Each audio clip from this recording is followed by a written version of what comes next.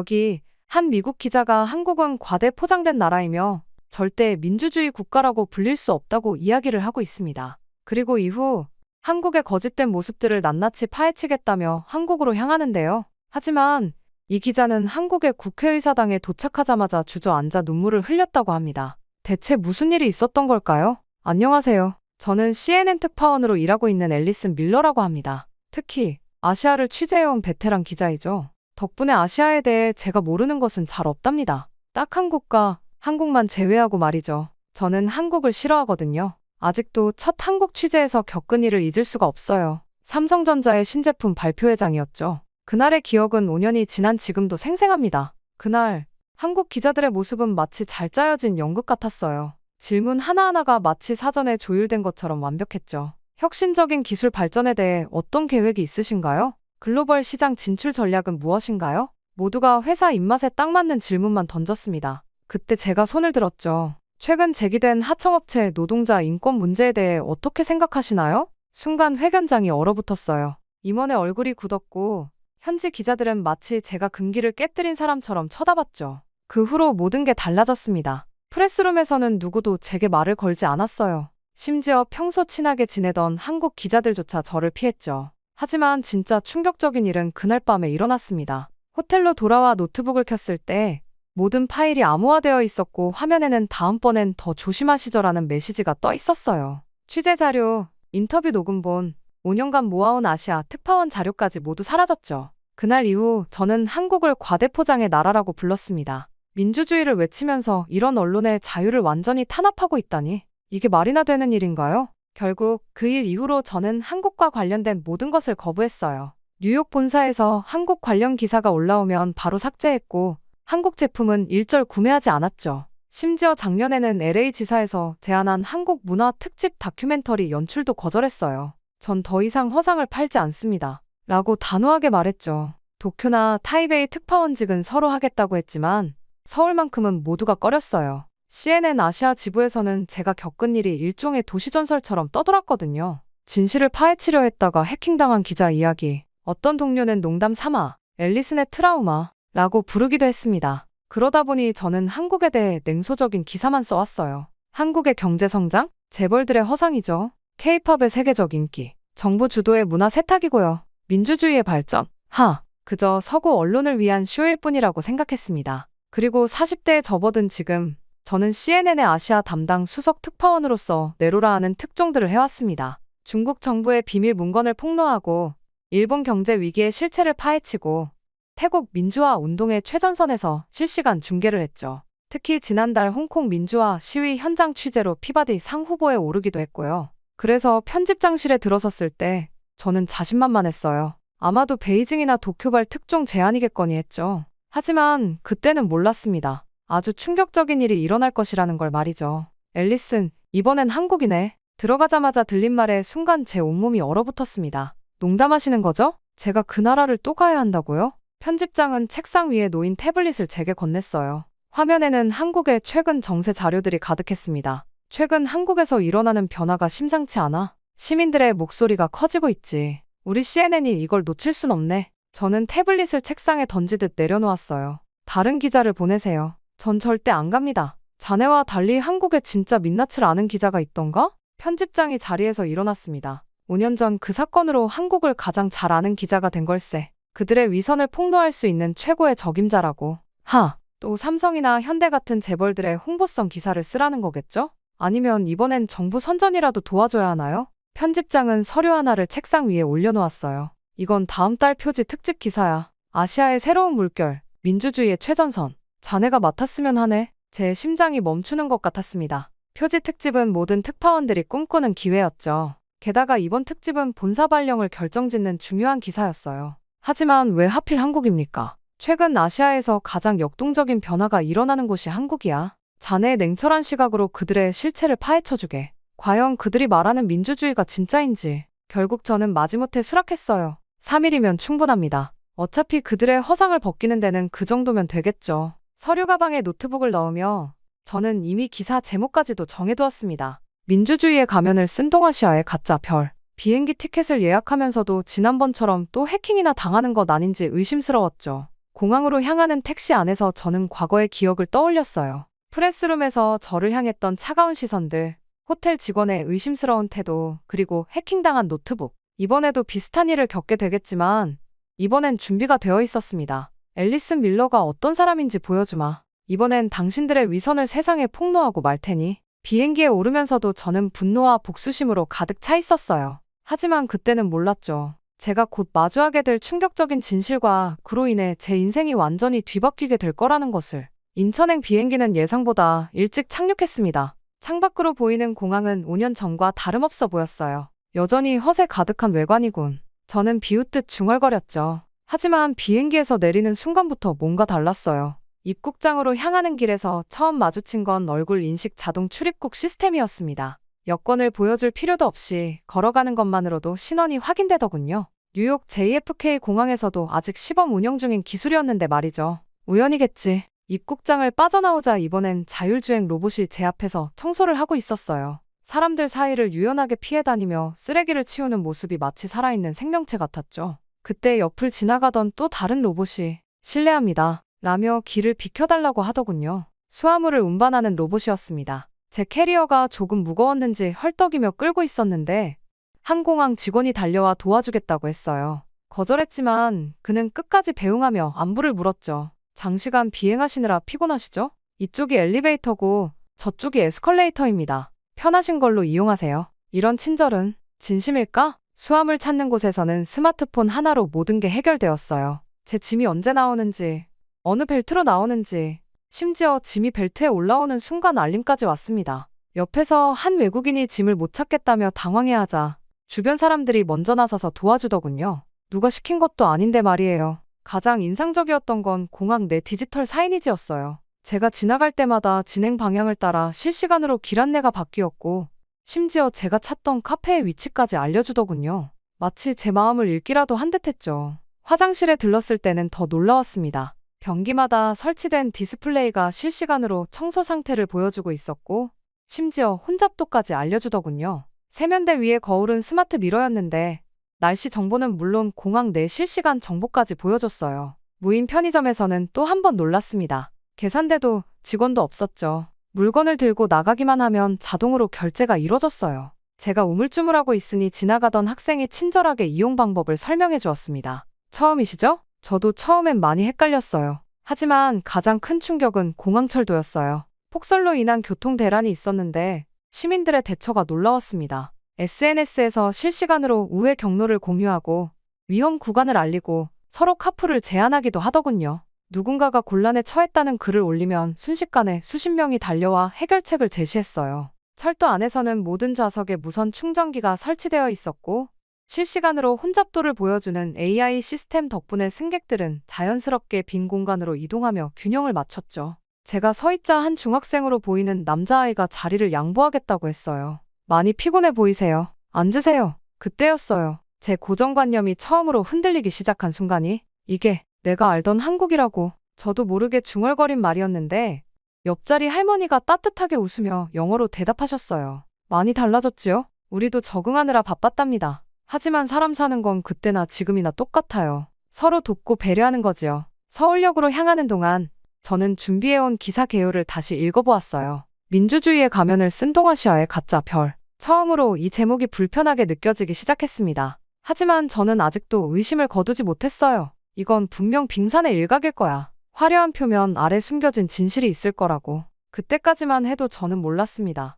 제가 목격한 이 모든 것이 빙산의 일각이라는 건 맞았지만 제가 생각한 것과는 정반대의 의미로 그리고 곧 더 큰 충격이 저를 기다리고 있다는 것도 말이에요. 호텔에 체크인하고 며칠이 지난 밤이었어요. 도착했을 때 그 완강한 편견이 무색하게도 한국은 제가 알던 모습과 너무나 달랐습니다. 특히 한 시민단체의 기업 비리 폭로 기자회견을 취재했는데 놀랍게도 어떤 방해도 없었어요. 기자들은 날카로운 질문을 마음껏 던졌고 온라인으로 실시간 중계까지 됐죠. 5년 전 제가 겪었던 그 답답한 분위기는 찾아볼 수 없었습니다. 다른 날에는 더 큰 충격을 받았어요. 재벌 회장이 비리 혐의로 검찰에 소환되는 현장이었는데 그 당당한 수사 과정이 생중계되고 있었거든요. 절대 상상도 못할 일이었죠. 이게 정말 내가 알던 한국이 맞나? 37층 호텔 창밖으로 서울의 야경이 반짝였어요. 책상에 노트북을 펼쳐놓고 이틀간의 취재 내용을 정리하면서 계속 의문이 들었습니다. 취재 계획은 허상을 폭로하는 것이었는데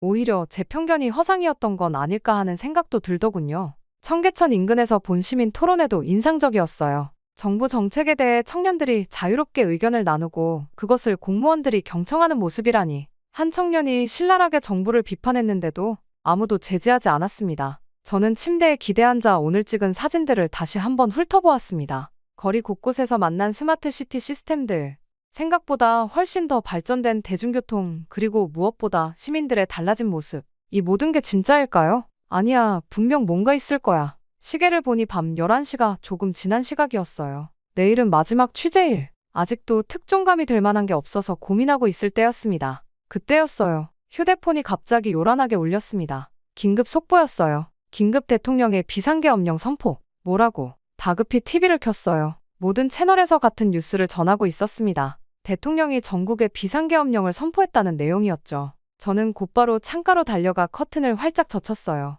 거리에는 장갑차들이 지나가고 있었고 군용 헬기 몇 대가 건물들 사이를 낮게 선회하고 있었습니다. 도심 곳곳에서 사이렌 소리가 들려왔어요. 드디어 가방에서 카메라를 꺼내들며 쓴웃음이 나왔습니다. 지난 며칠간 보았던 모든 것들이 한순간에 무의미해진 것 같았어요. 이게 현실이지. 역시 한국은 권위주의로 돌아가는 거였다고. 호텔 창문 너머로 보이는 도시는 순식간에 전혀 다른 모습으로 변해 있었어요. 평화로웠던 거리는 삽시간에 비상사태 현장으로 바뀌었고 멀리서 군중들의 함성도 들려오기 시작했습니다. 저는 서둘러 카메라 배터리를 확인하고 메모리 카드도 새 것으로 갈았어요. 이거야말로 제가 기다리던 순간이었으니까요. 민주주의의 가면을 쓴 동아시아의 가짜 별이라는 제 기사 제목이 마침내 빛을 발할 때가 온 것 같았습니다. 하지만 그때까지만 해도 저는 몰랐어요. 이제 막 시작된 이 상황이 제가 그토록 의심하고 불신했던 한국의 모습을 완전히 뒤집어 놓으리라는 것을. 그때 제 휴대폰으로 두 번째 알림이 울렸습니다. 이번에는 긴급 속보가 아니었어요.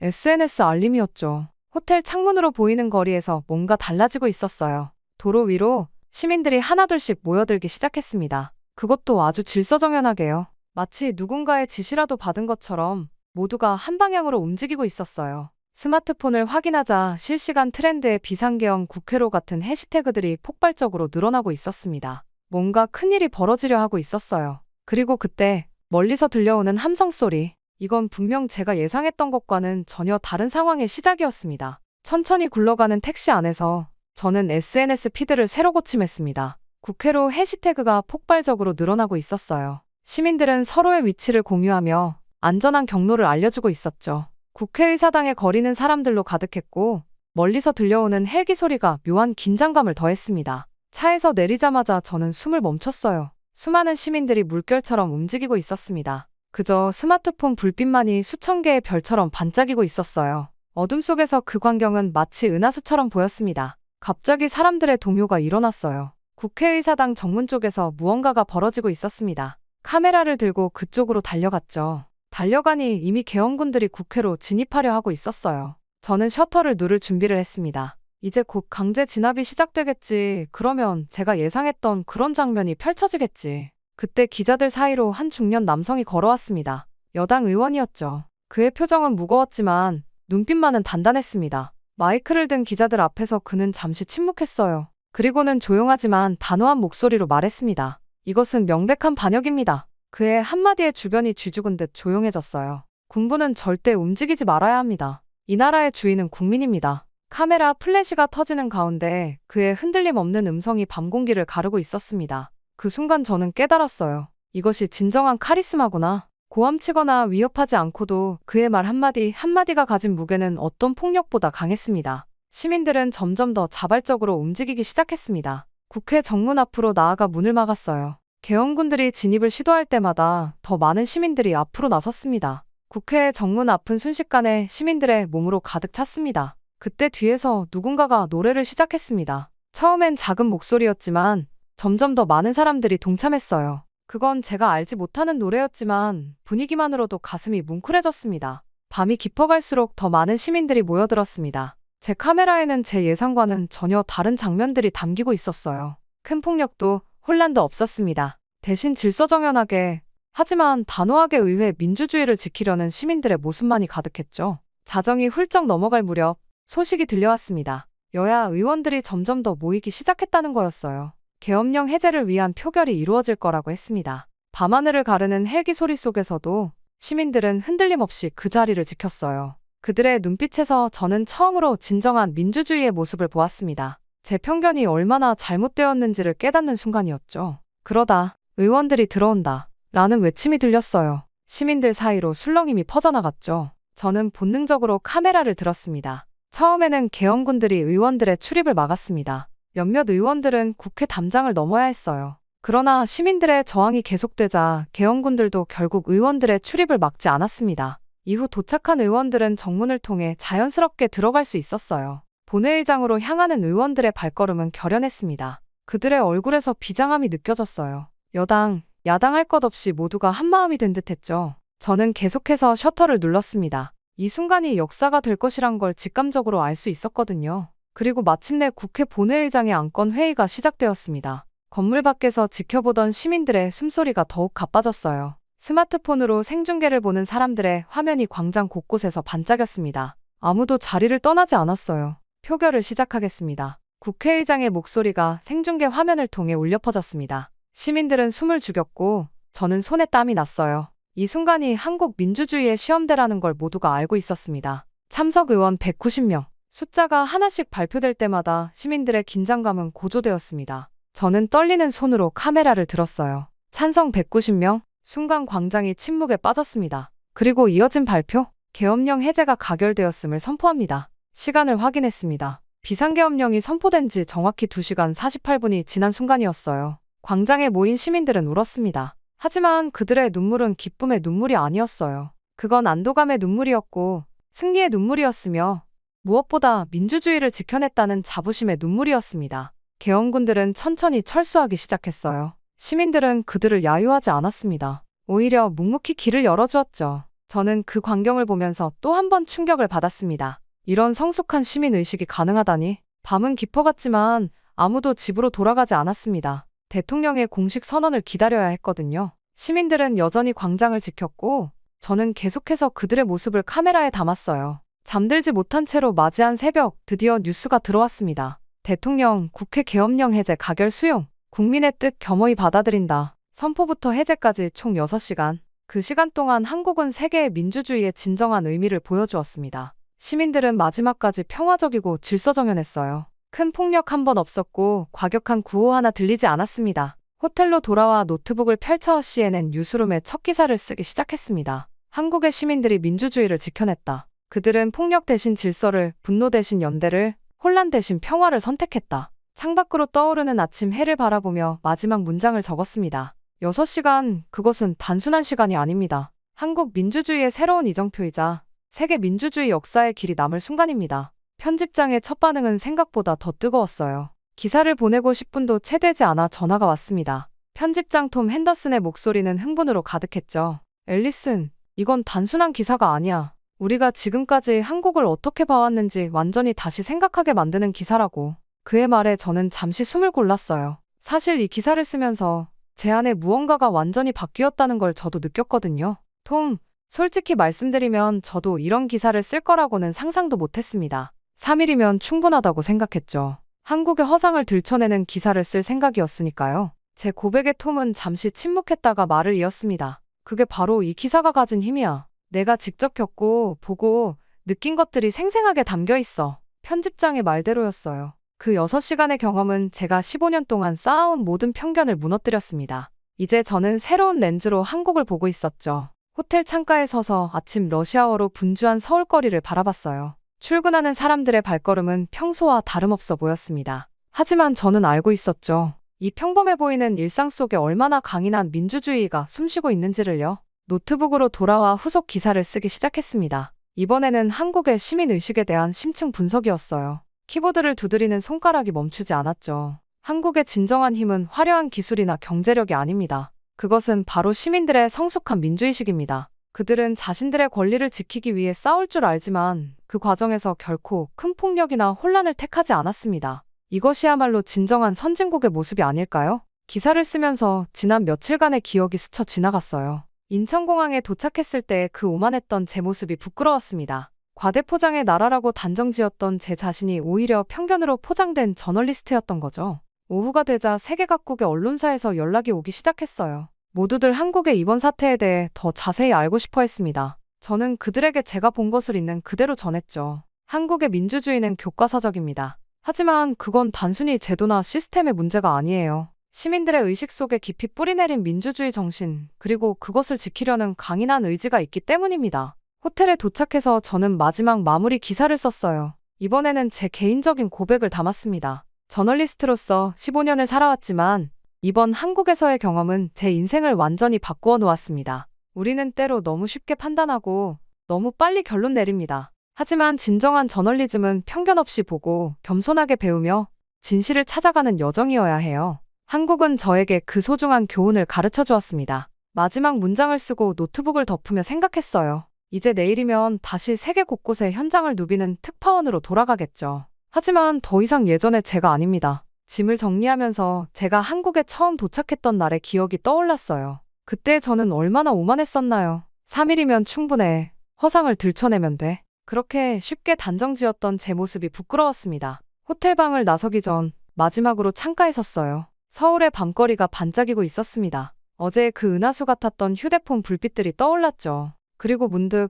취재 첫날 만났던 택시 기사님의 말씀이 생각났습니다. 외국 손님들이 우리나라를 처음 오시면 다들 놀라시더라고요. 근데 그게 겉모습이에요. 진짜 한국을 보려면 사람을 봐야 해요. 그때는 그 말씀이 과한 자부심처럼 들렸는데 이제야 그 의미를 진정으로 이해할 수 있었어요. 공항으로 가는 택시 안에서 저는 마지막 음성 메모를 녹음했습니다. 한국은 저에게 3가지를 가르쳐 주었어요. 첫째, 진정한 민주주의는 시민들의 마음속에 있다는 것. 둘째, 평화로운 저항이야말로 가장 강력한 힘이라는 것. 그리고 마지막으로 우리가 보는 것이 전부가 아니라는 것입니다. 6시간의 계엄령 사태는 끝났어요. 하지만 그들이 보여준 민주주의의 힘은 영원히 기억될 것입니다. 그리고 저는 이제 다른 눈으로 세상을 보게 되었죠. 다음에 어떤 나라, 어떤 현장을 가더라도 더 이상 성급한 판단을 하지 않을 거예요. 더 깊이 보고, 더 오래 듣고, 더 천천히 이해하려 노력할 겁니다. 이것이 한국이 제게 준 가장 값진 선물입니다. 비행기 탑승구 앞에 섰을 때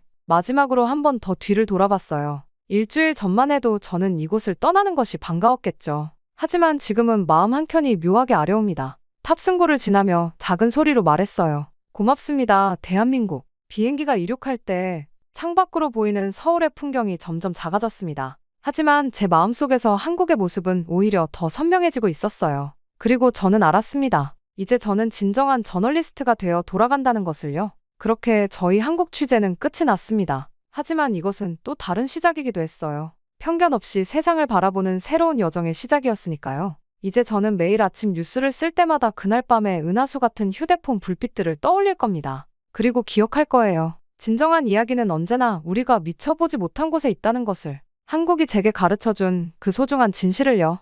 여기 일본 천재의 여고생이 한국인의 계략 때문에 인생이 완전히 바뀌어버렸다면서 시험지를 찢으며 목 놓아 울었다고 하는데요.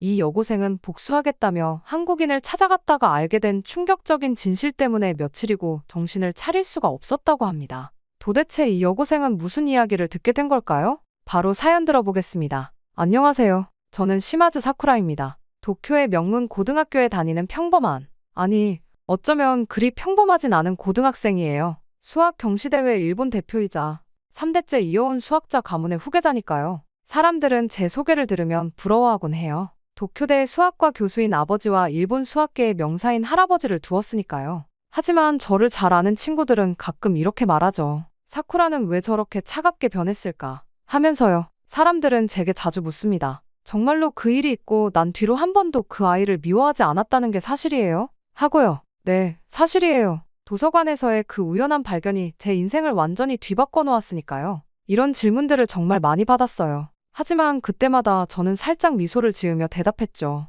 직접 겪어보지 않으면 절대 이해할 수 없을 거예요. 이쯤 되면 제가 어떤 경험을 했는지 궁금하실 것 같네요. 그럼 이제부터 제 이야기를 들려드릴게요. 어릴 적부터 저는 수학이라는 숫자의 세계에 갇혀 있었다고 해도 과언이 아니에요. 시마즈가는 3대째 이어온 수학자 가문이었고 그 무게는 고스란히 제게 전해졌죠. 아버지는 도쿄대학 수학과의 교수, 할아버지는 수학계의 명사. 그래서 저에게는 선택의 여지가 없었는지도 모르겠어요. 유치원생 때부터 저희 집은 달랐어요. 다른 친구들이 학원에서 피아노를 배우고 미술을 배울 때 저는 집에서 할아버지와 함께 산수 문제를 풀어야 했죠. TV 보는 시간도 정해져 있었고 장난감도 대부분 수학과 관련된 것들이었어요. 사쿠라, 숙제는 다 했니? 네, 할아버지. 그럼 이 문제집도 한 단원 더 풀도록 하렴. 쉬고 싶다고 말하면 할아버지는 늘 같은 말씀을 하셨어요. 시마즈가의 아이가 될 자격이 있는지 생각해보거라. 그렇게 초등학교에 들어가자 본격적인 특훈이 시작됐습니다. 학교가 끝나면 곧장 집으로 와서 수학 공부를 해야 했어요. 친구들과 놀고 싶을 때도 많았죠. 하지만 그럴 때마다 할아버지께서는 엄한 목소리로 말씀하셨어요. 넌 평범한 아이들과는 달라야 해. 시마즈가의 후계자니까. 가끔 몰래 만화책을 보다가 들키면 혼이 났어요. 아버지는 바쁘셔서 집에 잘 안 계셨지만 할아버지는 늘 제 곁에서 수학 공부를 감독하셨죠. 한 번은 방과 후에 친구들과 조금 놀다 들어왔다가 할아버지께 크게 혼난 적도 있어요. 내 나이 때 내 아버지는 이미 고등학교 수학을 공부하고 있었다. 그런 엄격한 교육 덕분이었을까요? 초등학교 4학년 때 전국 수학 경시대회에서 우승했어요. 하지만 기뻐할 새도 없었죠. 할아버지는 더 어려운 문제집을 사오셨고 아버지는 밤늦게 귀가하실 때마다 제 공부 진도를 체크하셨으니까요. 중학교 2학년 때 수학대회 일본 대표로 선발되었을 때도 그저 해야 할 일을 한 것뿐이라고 생각했습니다. 은메달을 목에 걸고 돌아왔을 때 처음으로 할아버지의 눈시울이 붉어지는 걸 봤어요. 내 증조할아버지께서 살아계셨다면 얼마나 자랑스러워하셨을까. 그날 밤 처음으로 증조할아버지의 이야기를 자세히 들었습니다. 할아버지의 목소리는 평소와 달리 무거웠어요. 1930년대 말 경성제국대학에서 있었던 일이었지. 내 증조할아버지께서는 당시 최고의 수학자셨단다. 특히 기하위상학 분야에서는 아시아를 넘어 세계적인 권위자셨지. 할아버지는 잠시 말을 멈추고 오래된 사진 한 장을 꺼내셨어요. 낡은 흑백 사진 속에는 교수실로 보이는 곳에서 여러 명의 학자들이 서 있었죠. 이때만 해도 모든 게 좋았다. 하지만 그 사람을 만나기 전까지는 사진 속에서 증조할아버지 옆에 서 있던 한 사람을 가리키시며 할아버지의 목소리가 떨렸어요. 이영수. 처음엔 가장 촉망받는 제자였지. 하지만 그는 스승의 신뢰를 배신했어. 내 증조할아버지의 미발표 연구를 훔쳐 자신의 이름으로 발표하려 했던 거야. 그 순간 할아버지의 손이 사진을 꽉 쥐었다 폈다 했어요. 저는 처음 보는 할아버지의 모습에 숨죽이고 이야기를 들었습니다. 그 일이 있고 난 뒤 증조할아버지는 더 이상 예전의 모습이 아니었어. 연구실에 틀어박혀 밤새 무언가를 쓰고 지우길 반복하셨지. 결국 그 충격으로 병상에 눕게 되셨고 그날 이후로 할아버지께서는 한 가지를 반복해서 말씀하셨어요. 사쿠라, 명심해라. 한국인은 절대 믿어서는 안 된다. 그 말씀은 마치 주문처럼 제 마음 깊이 새겨졌어요. 그래서였을까요? 증조할아버지의 오래된 연구 노트를 볼 때마다 그 누렇게 변색된 페이지 사이에서 한글로 적힌 메모들을 발견할 때면 왠지 모를 불편함이 가슴을 스쳤어요. 수학은 제게 자부심이자 의무였고 가문의 명예를 지키는 길이었습니다. 아버지의 기대, 할아버지의 자부심, 그리고 증조할아버지의 한 맺힌 이야기. 이 모든 것들이 제 어깨를 누르고 있었죠. 하지만 그때까지만 해도 저는 몰랐어요. 제가 믿어온 모든 것들이 흔들리게 될 거라는 것을. 그리고 그 시작은 바로 윤하늘이라는 한 전학생의 등장과 함께였습니다. 평소와 다름없는 봄날이었어요. 창가에 앉아 기하학 문제를 풀고 있던 저는 담임 선생님의 목소리에 고개를 들었습니다. 자, 오늘부터 우리 반에 새로운 친구가 함께하게 됐어요. 윤하늘이라고 합니다. 순간 교실이 술렁였죠. 외국인 전학생이라니. 게다가 한국에서 왔다고. 제 심장이 불편하게 요동쳤어요. 할아버지의 말씀이 귓가에 맴돌았습니다. 한국인은 절대 믿지 마라. 하늘이는 생각보다 조용한 아이였어요. 단정한 단발머리에 일본어도 유창했죠. 자기소개는 짧게 끝났는데 마지막 한마디가 신경 쓰였어요. 수학? 특히 기하학을 좋아합니다. 선생님은 하늘이를 제 옆자리에 앉히셨어요. 제가 반장이니까 당연한 배치였겠죠. 하지만 저는 그게 너무 불편했습니다. 하늘의 책상에는 기하학 관련 책들이 가지런히 놓여 있었어요. 표지가 한글이라 읽을 순 없었지만 도형들은 한눈에 알아볼 수 있었죠. 첫 번째 충격은 기하학 시간에 왔어요. 모리카와 선생님께서 칠판에 복잡한 도형 문제를 그리셨죠. 보통은 제가 먼저 손을 들곤 했는데 네, 윤하늘 양? 이 문제는 보조선을 하나만 그으면 간단히 해결할 수 있습니다. 하늘이는 칠판 앞으로 나가 빨간 분필로 선 하나를 그었어요.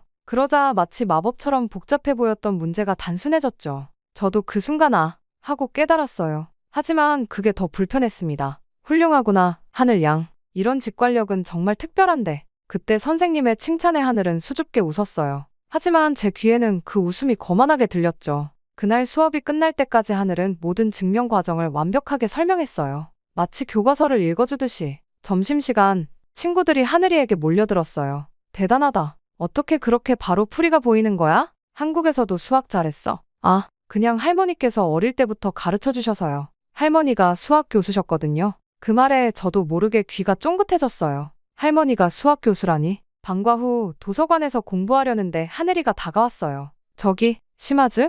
혹시 이 증명 과정에 대해 의견을 나눠볼 수 있을까? 순간 할아버지의 목소리가 머릿속에 울렸습니다. 사쿠라, 절대로. 미안해. 난 혼자 공부하는 게 편해서. 차갑게 내뱉은 제 말에 하늘이의 표정이 살짝 굳었어요. 하지만 이내 밝게 웃으며 고개를 끄덕였죠. 그렇구나. 이해해. 그날 밤 할아버지께 하늘이의 이야기를 했어요. 특히 할머니가 수학 교수라는 이야기를 했더니 할아버지의 표정이 묘하게 변했어요. 조심해라, 사쿠라. 그쪽 사람들은 우리 가문을 시기하고 있을 테니. 하지만 잠자리에 들어서도 하늘이가 그린 보조선이 자꾸 떠올랐어요. 그 간단한 해결법을 왜 제가 먼저 생각하지 못했을까? 이대로는 안 되겠다고 생각했죠. 더 열심히 공부해야겠다고, 절대로 져서는 안 된다고 다짐했어요. 하지만 이상하게도 그날 밤 문제가 잘 풀리지 않았습니다. 수식을 보고 있어도 자꾸 하늘의 맑은 눈빛이 떠올랐거든요. 그리고 왠지 모를 불안감. 이게 정말 옳은 걸까? 하는 의문이 살며시 고개를 들었지만 저는 재빨리 그 생각을 지워버렸어요.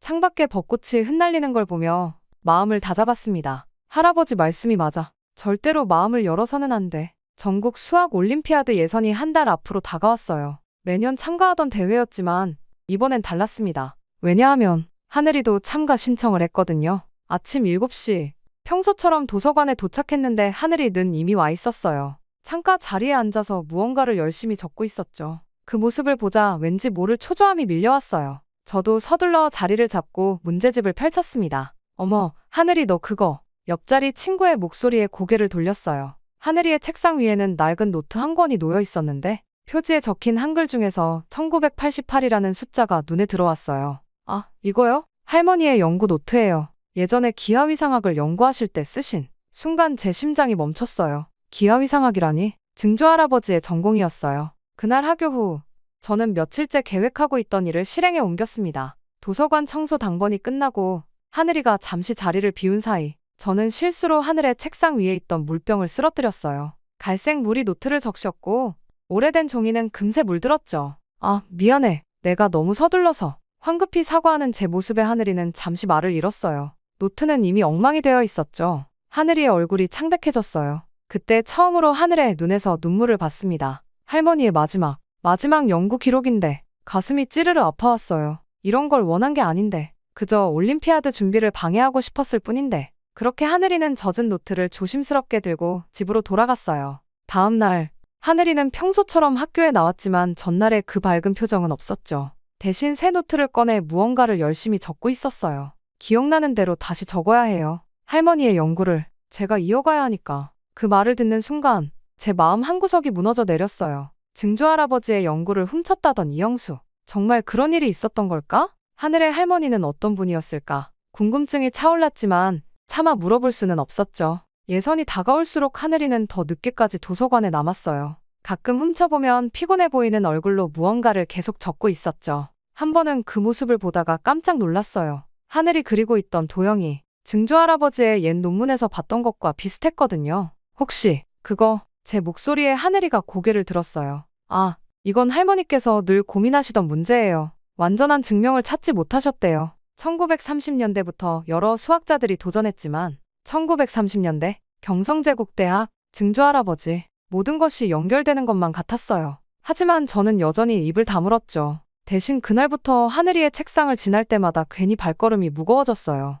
도서관 창가에 비치는 햇살 아래 하늘은 여전히 묵묵히 자신의 길을 가고 있었습니다. 그리고 저는 점점 더 혼란스러워지고 있었어요. 예선 당일 시험장은 긴장감으로 가득했어요. 저는 평소처럼 앞자리에 앉아 문제지를 기다렸습니다. 하늘은 제 시선이 닿지 않는 뒤쪽 어딘가에 앉았겠죠. 이번 예선은 기하학 문제의 비중이 높습니다. 특히 증명 과정을 자세히 써주시기 바랍니다. 시험 감독관의 말에 제 손이 살짝 떨렸어요. 기하학이라니 하늘이가 가장 자신 있어 하는 분야였죠. 문제지를 받자마자 저는 빠르게 훑어보기 시작했어요. 첫 번째 문제는 쉬웠어요. 두 번째도 무난했고요. 하지만 세 번째 문제에서 제 손이 멈췄습니다. 낯선 형태의 도형이 그려져 있었는데 어디서 본 것 같은데 그때 번뜩 떠올랐어요. 하늘의 할머니 노트에서 봤던 도형과 비슷했어요. 제가 물에 적셨던 그 노트에 순간 가슴이 철렁 내려앉았습니다. 시험이 끝나고 일주일 뒤 결과가 발표됐어요. 전국 1등 윤하늘.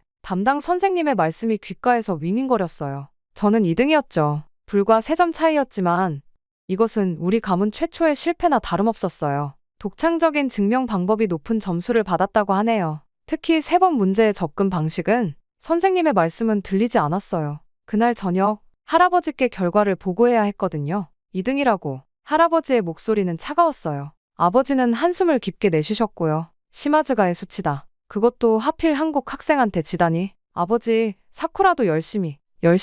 우리 가문의 열심히만으로는 부족하다는 걸 모르니? 순간 할아버지의 목소리가 점점 높아졌어요. 이영수 그자가 증조부님의 연구를 훔쳤을 때도 이런 식이었어. 처음엔 작은 패배였지. 하지만 그게 얼마나 큰 비극을 불러왔는지 잊었어? 저는 고개를 숙인 채 말씀을 듣고만 있었어요. 하지만 마음속에서는 다른 목소리가 들렸습니다. 하늘이가 밤늦게까지 도서관에서 공부하던 모습, 젖은 노트를 보며 눈물 짓던 순간, 그리고 포기하지 않고 다시 시작하던 모습이. 다음날 학교에서 하늘이는 여전히 조용했어요. 축하한다는 친구들의 말에 수줍게 웃을 뿐이었죠. 그런데 쉬는 시간, 뜻밖의 말을 들었어요. 시마즈 양의 2번 풀이가 정말 대단했어요. 하늘이가 제게 말을 걸어온 거예요. 사실 저는 그런 접근 방법은 생각도 못했거든요.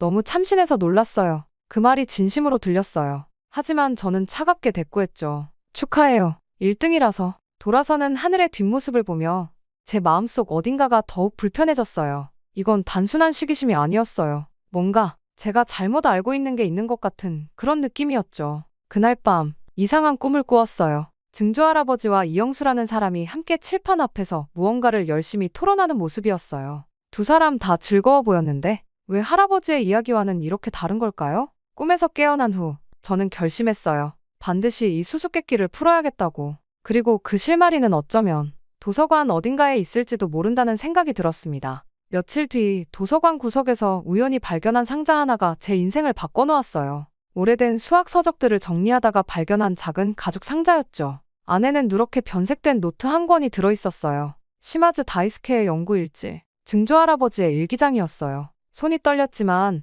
조심스럽게 페이지를 넘겼습니다. 1938년 9월 15일. 오늘 새로운 제자를 받았다. 이영수라는 청년이다. 조선인 학생 중에서도 특출난 재능을 가졌다. 특히 기하학적 직관력이 놀랍다. 그의 증명 방식은 나도 생각지 못한 참신한 것들이 많아. 1939년 3월 20일. 영수와 함께 새로운 이론을 발견했다. 그의 독창적인 접근이 내 연구에 신선한 바람을 불어넣어 주었다. 이제 그를 단순한 제자가 아닌 동료로 여기게 되었다. 1939년 8월 10일. 오늘도 밤늦게까지 영수와 연구실에서 토론했다. 그와 이야기를 나누다 보면 시간 가는 줄 모른다. 우리는 서로 다른 시각으로 문제를 바라보지만 그것이 오히려 더 완벽한 해답을 만들어낸다. 손이 떨려왔어요. 이건 할아버지께서 들려주신 이야기와는 전혀 달랐어요. 배신자라고 하셨던 이영수는 증조할아버지의 일기 속에서는 신뢰하는 동료로 그려져 있었으니까요. 그런데 갑자기 일기의 톤이 바뀌었어요. 1940년 1월 5일. 전쟁의 그림자가 짙어진다. 대학에도 감시의 눈이 늘었다. 영수와의 공동 연구가 문제가 될까 두렵다. 그를 보호하기 위해서라도. 1940년 2월 15일. 결국 영수가 체포되었다. 독립운동과 연관되었다는 죄목이다. 그가 떠나기 전 나에게 맡긴 연구 노트. 이걸 어떻게 해야 할지. 마지막 페이지는 눈물 자국으로 얼룩져 있었어요. 1940년 3월 1일. 영수야, 내가 맡긴 연구를 내 이름으로 발표했다. 이건 내 연구 결과를 지키기 위한 유일한 방법이었다. 언젠가 이 진실이 밝혀질 때까지 부디 이해해주길. 숨이 막혔어요. 그동안 우리 가문이 믿어온 이야기는 모두 거짓이었던 걸까요? 이영수는 배신자가 아니라 오히려 증조할아버지께서 연구를 숨기기 위해 할아버지께 어쩔 수 없는 거짓말을 하신 것이었죠. 일기장을 더 넘기다 보니 낯익은 이름이 눈에 띄었어요. 박지원 교수, 이영수의 마지막 제자, 여성 수학자. 순간 머리를 한 대 맞은 것 같았어요. 박지원, 하늘이 자랑스럽게 이야기하던 그 할머니가 도서관 창가에 앉아있는 하늘이가 보였어요. 여전히 수학 문제와 씨름하고 있었죠. 그 옆에는 젖어서 구겨진 할머니의 노트가 놓여 있었고요. 갑자기 모든 게 선명해졌어요. 하늘의 할머니는 이영수의 제자였고 그 학문적 열정이 손녀인 하늘이에게도 이어진 거예요. 가방에서 증조할아버지의 일기장을 꽉 쥐었어요. 이제 어떻게 해야 할까? 할아버지께 이 사실을 알려야 할까? 하늘이에게 사과해야 할까? 그때 하늘이가 제 쪽을 바라봤어요. 해 진력해 붉은 빛이 그의 얼굴을 비추고 있었죠. 문득 증조할아버지와 이영수가 함께 연구하던 그 시절이 떠올랐어요. 두 사람은 진정한 학문의 동반자였을 텐데 전쟁이라는 시대의 비극이 그들의 우정을 갈라놓은 거예요. 일기장을 품에 안은 채 저는 오랫동안 생각에 잠겼습니다. 이제 무언가가 바뀌어야 할 때인 것 같았어요. 그날 이후로 하늘이를 바라보는 제 시선이 달라졌어요. 더 이상 경계하고 견제해야 할 대상이 아니라 이해하고 싶은 누군가가 되어 있었죠. 특히 하늘이가 문제를 풀 때의 모습이 자꾸 눈에 들어왔어요. 수학을 대하는 태도가 순수하고 진지했거든요. 한 번은 쉬는 시간에 하늘이가 혼자 칠판 앞에서 무언가를 열심히 쓰고 있는 걸 보았어요. 이렇게 하면, 아니, 이건 아니야. 할머니라면 어떻게 접근하셨을까? 그 모습을 보고 있자니 증조할아버지의 일기에서 읽었던 구절이 떠올랐어요. 영수는 언제나 순수했다. 그저 진리 자체를 추구하는 자세. 그것이 내가 그를 신뢰한 이유였다. 저기, 혹시 도움이 필요하니? 제가 먼저 말을 걸었어요. 하늘이는 잠시 놀란 표정을 지었지만 이내 밝게 웃었죠. 아, 시마즈, 이 부분이 잘 안 풀려서 타원과 쌍곡선이 만나는 지점에서 하늘의 설명을 들으며 칠판을 바라보았어요. 문제 자체도 흥미로웠지만 더 놀라웠던 건 하늘의 접근 방식이었어요. 마치 증조할아버지의 일기에서 봤던 이영수의 모습처럼 전혀 다른 각도에서 문제를 바라보고 있었거든요. 여기에 보조선을 그으면 어떨까? 아, 그렇네요. 이런 접근은 생각도 못했어요. 그렇게 우리는 점점 대화에 빠져들었어요. 서로 다른 풀이 방법을 제안하고 때로는 틀린 점을 지적하면서요. 시간이 어떻게 흘러갔는지도 모를 만큼 열중했죠. 역시 시마즈는 대단해. 이렇게 체계적으로 증명하다니. 너도 기하학적 직관력이 정말 놀라워. 그제야 알았어요. 우리는 서로를 보완할 수 있는 사이라는 걸. 제가 부족한 부분을 하늘이 채워주고 하늘이 놓친 부분을 제가 잡아줄 수 있다는 걸요. 시마즈, 혹시 이거 본 적 있어? 하늘이가 조심스럽게 한 장의 논문을 꺼냈어요. 놀랍게도 그건 증조할아버지와 이영수가 함께 연구하던 문제였어요. 완성되지 못한 증명이 아직도 수학계의 난제로 남아있다고 하더군요. 할머니께서 평생 이 문제를 연구하셨대요. 해결하진 못하셨지만 언젠가는 꼭 증명하고 싶어요. 순간 하늘이의 눈빛이 반짝였어요. 그 순간 저는 깨달았죠. 우리가 싸워야 할 대상은 서로가 아니라는 걸. 진정한 도전은 이렇게 미해결된 수학의 비밀을 푸는 것이라는 걸요. 하늘씨, 미안해. 네? 그때 노트 일부러 그랬던 거. 용서해줘. 하늘이는 잠시 말이 없었어요. 하지만 이내 따뜻한 미소를 지었죠. 저도 알고 있었어요. 하지만 시마즈 양이 먼저 사과해주니 기뻐요. 그날 저녁 할아버지의 방 앞에서 한참을 망설였어요. 증조할아버지의 일기를 보여드려야 할까? 아직은 때가 아닌 것 같았어요. 그 전에 먼저 하늘과 함께 그들의 미완성된 연구를 완성하고 싶었거든요. 창밖으로 보이는 달빛이 유난히 밝았어요. 마치 증조할아버지와 이영수 선생님이 저희를 지켜보고 계신 것 같았죠. 기다려주세요. 저희가 꼭 완성해 보일게요. 그렇게 시간이 흘렀고 전국 본선 대회가 열리는 날이었어요. 이번에는 2인 1조로 팀을 이뤄 문제를 해결하는 방식이었죠. 당연히 하늘과 제가 한 팀이 됐어요. 대회장에 들어서자 긴장감이 감돌았어요. 특히 마지막 문제는 1시간 동안 두 사람이 함께 풀어야 하는 고난도 증명 문제라고 했죠. 하늘의 손이 살짝 떨리는 게 보였어요. 괜찮아. 우리 잘할 수 있어. 제가 먼저 하늘의 손을 잡아주었어요. 한 달 전만 해도 상상도 못했을 일이죠. 하지만 지금의 저희는 달랐어요. 시험이 시작됐어요. 처음 세 문제는 순조롭게 풀어나갔죠. 그러다 어느덧 마지막 문제를 풀어야 하는 순간이 왔습니다. 저는 숨을 들이켰어요. 이건 증조할아버지와 이영수 선생님의. 그래요. 그분들이 미처 완성하지 못했던 문제의 변형된 버전이었어요. 시험 출제자가 우연히 선택한 것일 테지만 하늘이나 저에게는 특별한 의미가 있었죠. 하늘아, 여기 봐. 할아버지 일기장에서 봤던 접근법을 응용하면. 맞아. 그리고 할머니 노트에서 본 보조 정리를 더하면 저희는 마치 오케스트라의 연주자들처럼 호흡을 맞췄어요. 제가 놓친 부분을 하늘이 채우고 하늘이 막힌 부분을 제가 이어받았죠. 그리고 그 과정에서 무언가 특별한 것을 발견했어요. 시마즈, 이걸 봐. 이 방법이라면 그래, 이걸로 원래 문제도 해결할 수 있을지도. 남은 시간 동안 저희는 정신없이 증명을 완성해 나갔어요. 마지막 결론을 쓸 때는 두 사람 다 손이 떨렸죠. 이건 단순한 시험 문제의 해결이 아니었으니까요. 80년 전 두 수학자가 꿈꾸었던 그 증명의 실마리를 저희가 찾아낸 거였어요. 이번 대회에서 특별한 발견이 있었습니다. 그때 시상식장에서 심사위원장님이 말씀하셨어요. 시마즈 사쿠라, 윤하늘 팀이 제출한 마지막 문제의 풀이는 수학계의 오랜 난제에 대한 새로운 통찰을 제공했습니다. 저희는 공동 우승을 했어요. 하지만 그보다 더 중요한 건 증조할아버지와 이영수 선생님의 미완성 증명을 향한 첫걸음을 내딛었다는 거였죠. 그렇게 시상식이 끝나고 하늘과 저는 조용히 학교 뒤뜰로 걸어갔어요. 벚꽃이 흩날리는 공기 속에서 하늘이 조용히 말했죠. 할머니가 계셨다면 정말 기뻐하셨을 텐데 우리가 대신 기뻐해줘야겠네. 저는 가방에서 증조할아버지의 일기장을 꺼냈어요. 이제 할아버지께 보여드려야 할 것 같아. 하늘이는 말없이 고개를 끄덕였어요. 우리의 우승은 끝이 아닌 시작이었죠. 오래된 편견과 오해를 풀어야 하는 더 큰 과제가 남아있었으니까요. 저녁 노을이 체육관 창문에 비칠 때 저희는 마지막 문제의 풀이를 다시 한번 검토했어요. 그리고 그 옆에는 증조할아버지와 이영수 선생님의 옛 연구 노트가 놓여 있었죠. 마치 두 분이 저희를 지켜보고 계신 것 같았어요. 우리가 꼭 완성할 거예요. 그래, 반드시. 그날의 일몰은 유난히 아름다웠어요. 마치 새로운 시작을 축복해주는 것처럼요. 그날 밤, 저는 오랫동안 할아버지의 서재 앞을 서성였어요.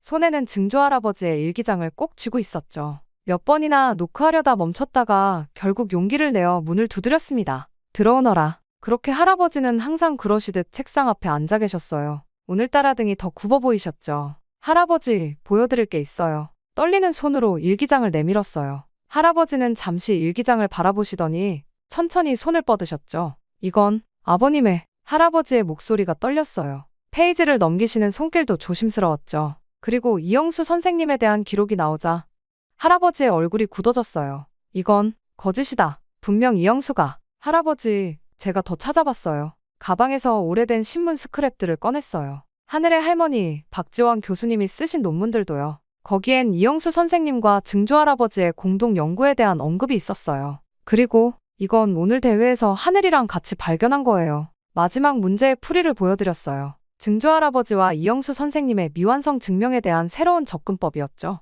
할아버지는 한참 동안 말씀이 없으셨어요. 그러다 천천히, 아주 천천히 입을 여셨죠. 나는 내가 아버님의 한을 풀어드려야 한다고 생각했다. 그래서 이영수라는 사람을 원망했고 그의 제자였던 박지원이라는 사람도 그의 손녀인 하늘이라는 아이도. 할아버지의 눈가에 눈물이 고였어요. 하지만 이건 내가 만들어낸 한이었던 거니? 할아버지, 그래, 이제야 기억이 나는구나. 어릴 적 아버님께서 자주 하시던 말씀이 영수는 내 평생의 동료였다고. 할아버지는 천천히 일어나 책장으로 걸어가셨어요. 거기서 오래된 액자 하나를 꺼내셨죠. 먼지를 닦아내자 증조할아버지와 이영수 선생님이 함께 찍은 사진이 나왔어요. 전쟁이 모든 걸 망쳐놓았구나. 진실도, 우정도. 하지만 이제 다시 시작할 수 있어요. 할아버지, 하늘이랑 저는 이미. 할아버지의 눈빛이 달라졌어요. 마치 오랜 어둠이 걷히는 것 같았죠. 내가 그 애와 함께 이 증명을 완성했다고. 네, 아직 완벽하진 않지만 증조할아버지와 이영수 선생님이 가고자 했던 길을 찾은 것 같아요. 할아버지는 오랫동안 창밖을 바라보셨어요. 밤하늘에 떠있는 별들이 유난히 밝아 보였죠. 사쿠라야, 네, 할아버지. 미안하다. 그리고 고맙다. 그날 밤 늦게까지 할아버지와 이야기를 나눴어요. 처음으로 증조할아버지의 진짜 이야기를, 전쟁 전의 이야기를 들을 수 있었죠. 그리고 할아버지의 마지막 말씀이 아직도 생생해요. 내일 그 아이를 우리 집으로 초대하거라. 박지원 교수의 손녀라. 나도 그 아이의 할머니 이야기가 듣고 싶구나. 창밖에서 바람이 불어왔어요. 마치 오래된 한숨이 날아가는 것 같았죠. 그리고 저는 알았어요. 새로운 시작이 될 거라는 걸. 네, 할아버지. 하늘이 분명 좋아할 거예요. 제가 처음으로 하늘을 우리 집에 초대한 날은 봄비가 부슬부슬 내리고 있었어요. 하늘은 조금 긴장한 듯 보였지만 품에 안고 온 할머니의 연구 노트만큼은 꼭 쥐고 있었죠. 어서 오너라. 할아버지의 목소리는 어색했지만 따뜻했어요. 하늘은 공손하게 인사를 했고 저는 그 모습을 보며 가슴이 뭉클해졌어요. 바로 얼마 전까지만 해도 상상할 수 없었던 장면이니까요. 이건 할머니의 마지막 연구 노트인데. 아, 박지원 교수의. 할아버지는 조심스럽게 노트를 받아들었어요. 페이지를 넘기시다가 문득 손을 멈추셨죠. 이 필체는 이영수 선생의. 네, 할머니께서 이영수 선생님의 마지막 제자셨대요. 그리고 이 노트에는 하늘이는 이야기를 시작했어요. 할머니가 들려주신 이영수 선생님과의 추억, 그리고 증조할아버지에 대한 이야기들. 놀랍게도 그 이야기 속의 증조할아버지는 항상 따뜻한 분이셨어요. 선생님께서는 늘 말씀하셨대요. 시마즈 교수님은 진정한 스승이자 친구였다고. 그 순간 할아버지의 눈시울이 붉어졌어요. 하늘은 계속해서 할머니의 이야기를 들려주었죠. 수학에 대한 순수한 열정, 어려운 시기에도 포기하지 않았던 학문에 대한 의지, 그리고 언젠가는 두 스승의 미완성 연구를 완성하고 싶다는 꿈까지. 그 꿈을 제가 이어받았어요. 그런데 시마즈 양을 만나고 나서야 그게 가능할 것 같다는 생각이 들었어요. 저는 살짝 놀랐어요. 하늘도 저와 같은 생각을 하고 있었다니. 그날 저녁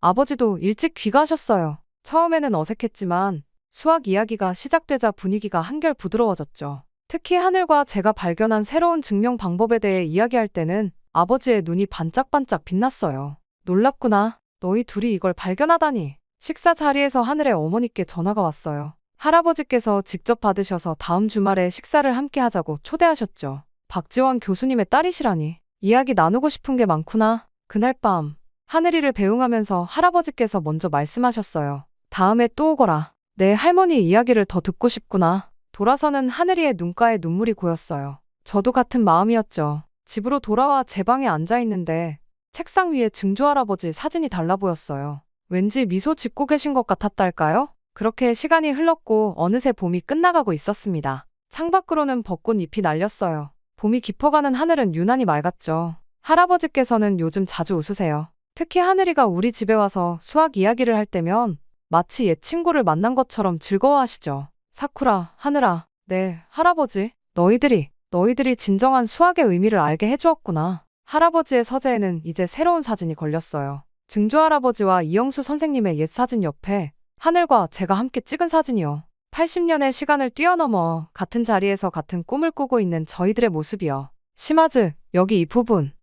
같이 풀어보자. 수식으로 가득한 칠판 앞에서 저희는 여전히 수학이라는 순수한 진리를 향해 한 걸음씩 나아가고 있어요. 이제는 더 이상 혼자가 아닌 함께라서 더 빛나는 발걸음으로요. 저는 지금까지 있었던 일들을 떠올려 보았습니다. 지금 생각해보면 제가 한국이란 나라에 대해 가졌던 편견은 수학 문제처럼 단순했어요. 정답과 오답으로만 세상을 재단하려 했던 거죠. 하지만 하늘을 만나고 증조할아버지의 진실을 알게 되면서 깨달았습니다. 세상은 결코 흑백 논리로 설명할 수 없다는 것을요. 하늘의 순수한 학문적 열정, 할머니 때부터 이어져 온 깊은 통찰력, 그리고 무엇보다 모든 편견과 방해에도 흔들리지 않던 그 모습. 이 모든 것들이 제 좁은 시야를 넓혀주었어요. 이제는 알아요. 진정한 수학이란 국경도 민족도 초월하는 것이라는 걸. 증조할아버지와 이영수 선생님이 그러셨듯이 하늘과 제가 그러하듯이 순수한 진리 앞에서는 모든 편견이 무의미해진다는 것을요. 한국은 제게 적이 아닌 스승이 되어주었어요. 마음을 열면 더 넓은 세상이 보인다는 것, 서로 다른 시각이 만날 때 더 아름다운 해답이 나온다는 것, 그리고 무엇보다 진정한 우정은 어떤 역사적 상처도 치유할 수 있다는 것을 가르쳐 주었으니까요. 이제 저는 당당히 말할 수 있어요. 제가 한국을 오해했다고, 그리고 그 오해를 풀어준 것이 제 인생의 가장 큰 축복이었다고요. 할아버지께서도 이제는 미소 지으며 말씀하시죠. 사쿠라, 넌 나보다 훨씬 일찍 진실을 깨달았구나. 창밖으로 보이는 하늘은 도쿄와 서울 위에서 똑같이 푸르고 그 아래에서 우리는 같은 꿈을 꾸고 있답니다. 제 이야기는 여기까지입니다. 길었던 이야기를 들어주신 모든 분들께 감사의 말씀 전합니다. 행복하세요. 여기 한국 때문에 인생이 망했다고 하면서 피토할 때까지 소리치는 남성이 있습니다. 이 남성은 한국이 동료들과 누나를 망쳤다고 소리치면서 반드시 복수할 것이라고 했는데요. 그랬던 그가 한국에서 왔다는 수상한 남자를 만나 충격적인 진실을 듣게 되었다고 합니다. 그 진실 때문에 남자의 인생이 완전히 바뀌어 버렸다고 하는데요. 한국이 이 정도일 줄 모른다고 소리치는 이 남성에게 무슨 일이 있었던 걸까요? 바로 사연 들려드리겠습니다. 안녕하세요. 저는 태국 방콕에서 태어나 현재 현대자동차 공장에서 일하고 있는 수환입니다. 저는 사실 한국과 한국 기업들을 정말 싫어했어요. 우리의 힘든 삶이 모두 한국 때문이라고 굳게 믿었거든요. 하지만 그날 이후 모든 것이 변했습니다. 우리 동네 커뮤니티 센터에서 일어난 그 일 때문에 제 인생이 완전히 바뀌어 버렸어요. 그 후로 저는 한국이라는 이야기만 들으면 가슴이 벅차올랐고 주변 사람들에게 한국의 좋은 점을 말하고 다녔답니다. 주변 동료들은 제가 한국 회사에 세뇌당했다며 비웃곤 해요. 하지만 저는 아랑곳하지 않고 한 번만 진실을 들여다보라고 모든 건 그들의 진심을 알게 된 그날 바뀌었다고 답합니다. 이쯤 되면 제게 무슨 일이 있었던 건지 궁금하실 것 같네요. 어떻게 한국을 그토록 미워하던 제가 이렇게 변하게 되었는지. 그럼 한번 제 이야기를 들려드려 볼게요. 처음 입사했을 때만 해도 저는 한국의 현대자동차라는 글로벌 기업에서 일한다는 자부심이 컸죠. 하지만 그건 정말 처음뿐이었습니다. 제가 일하는 조립라인은 특히나 힘들었어요. 여름철 기온이 40도를 넘는 날에도 에어컨은 켜주지 않았습니다.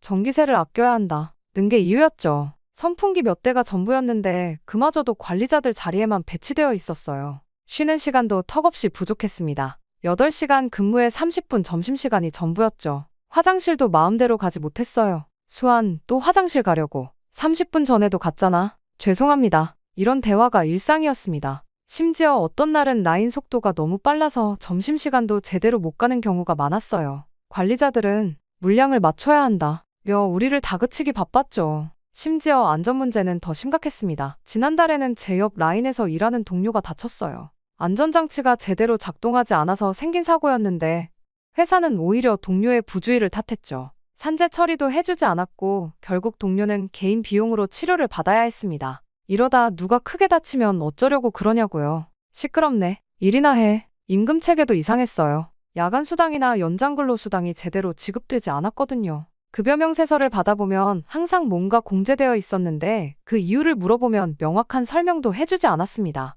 이번 달은 왜 또 수당이 줄어든 거죠? 본사 지침이야. 더 이상 묻지 마. 특히 충격적이었던 건 임산부 동료의 일이었어요. 입덧이 심해서 잠시 화장실에 간 사이에 관리자가 호통을 치더군요.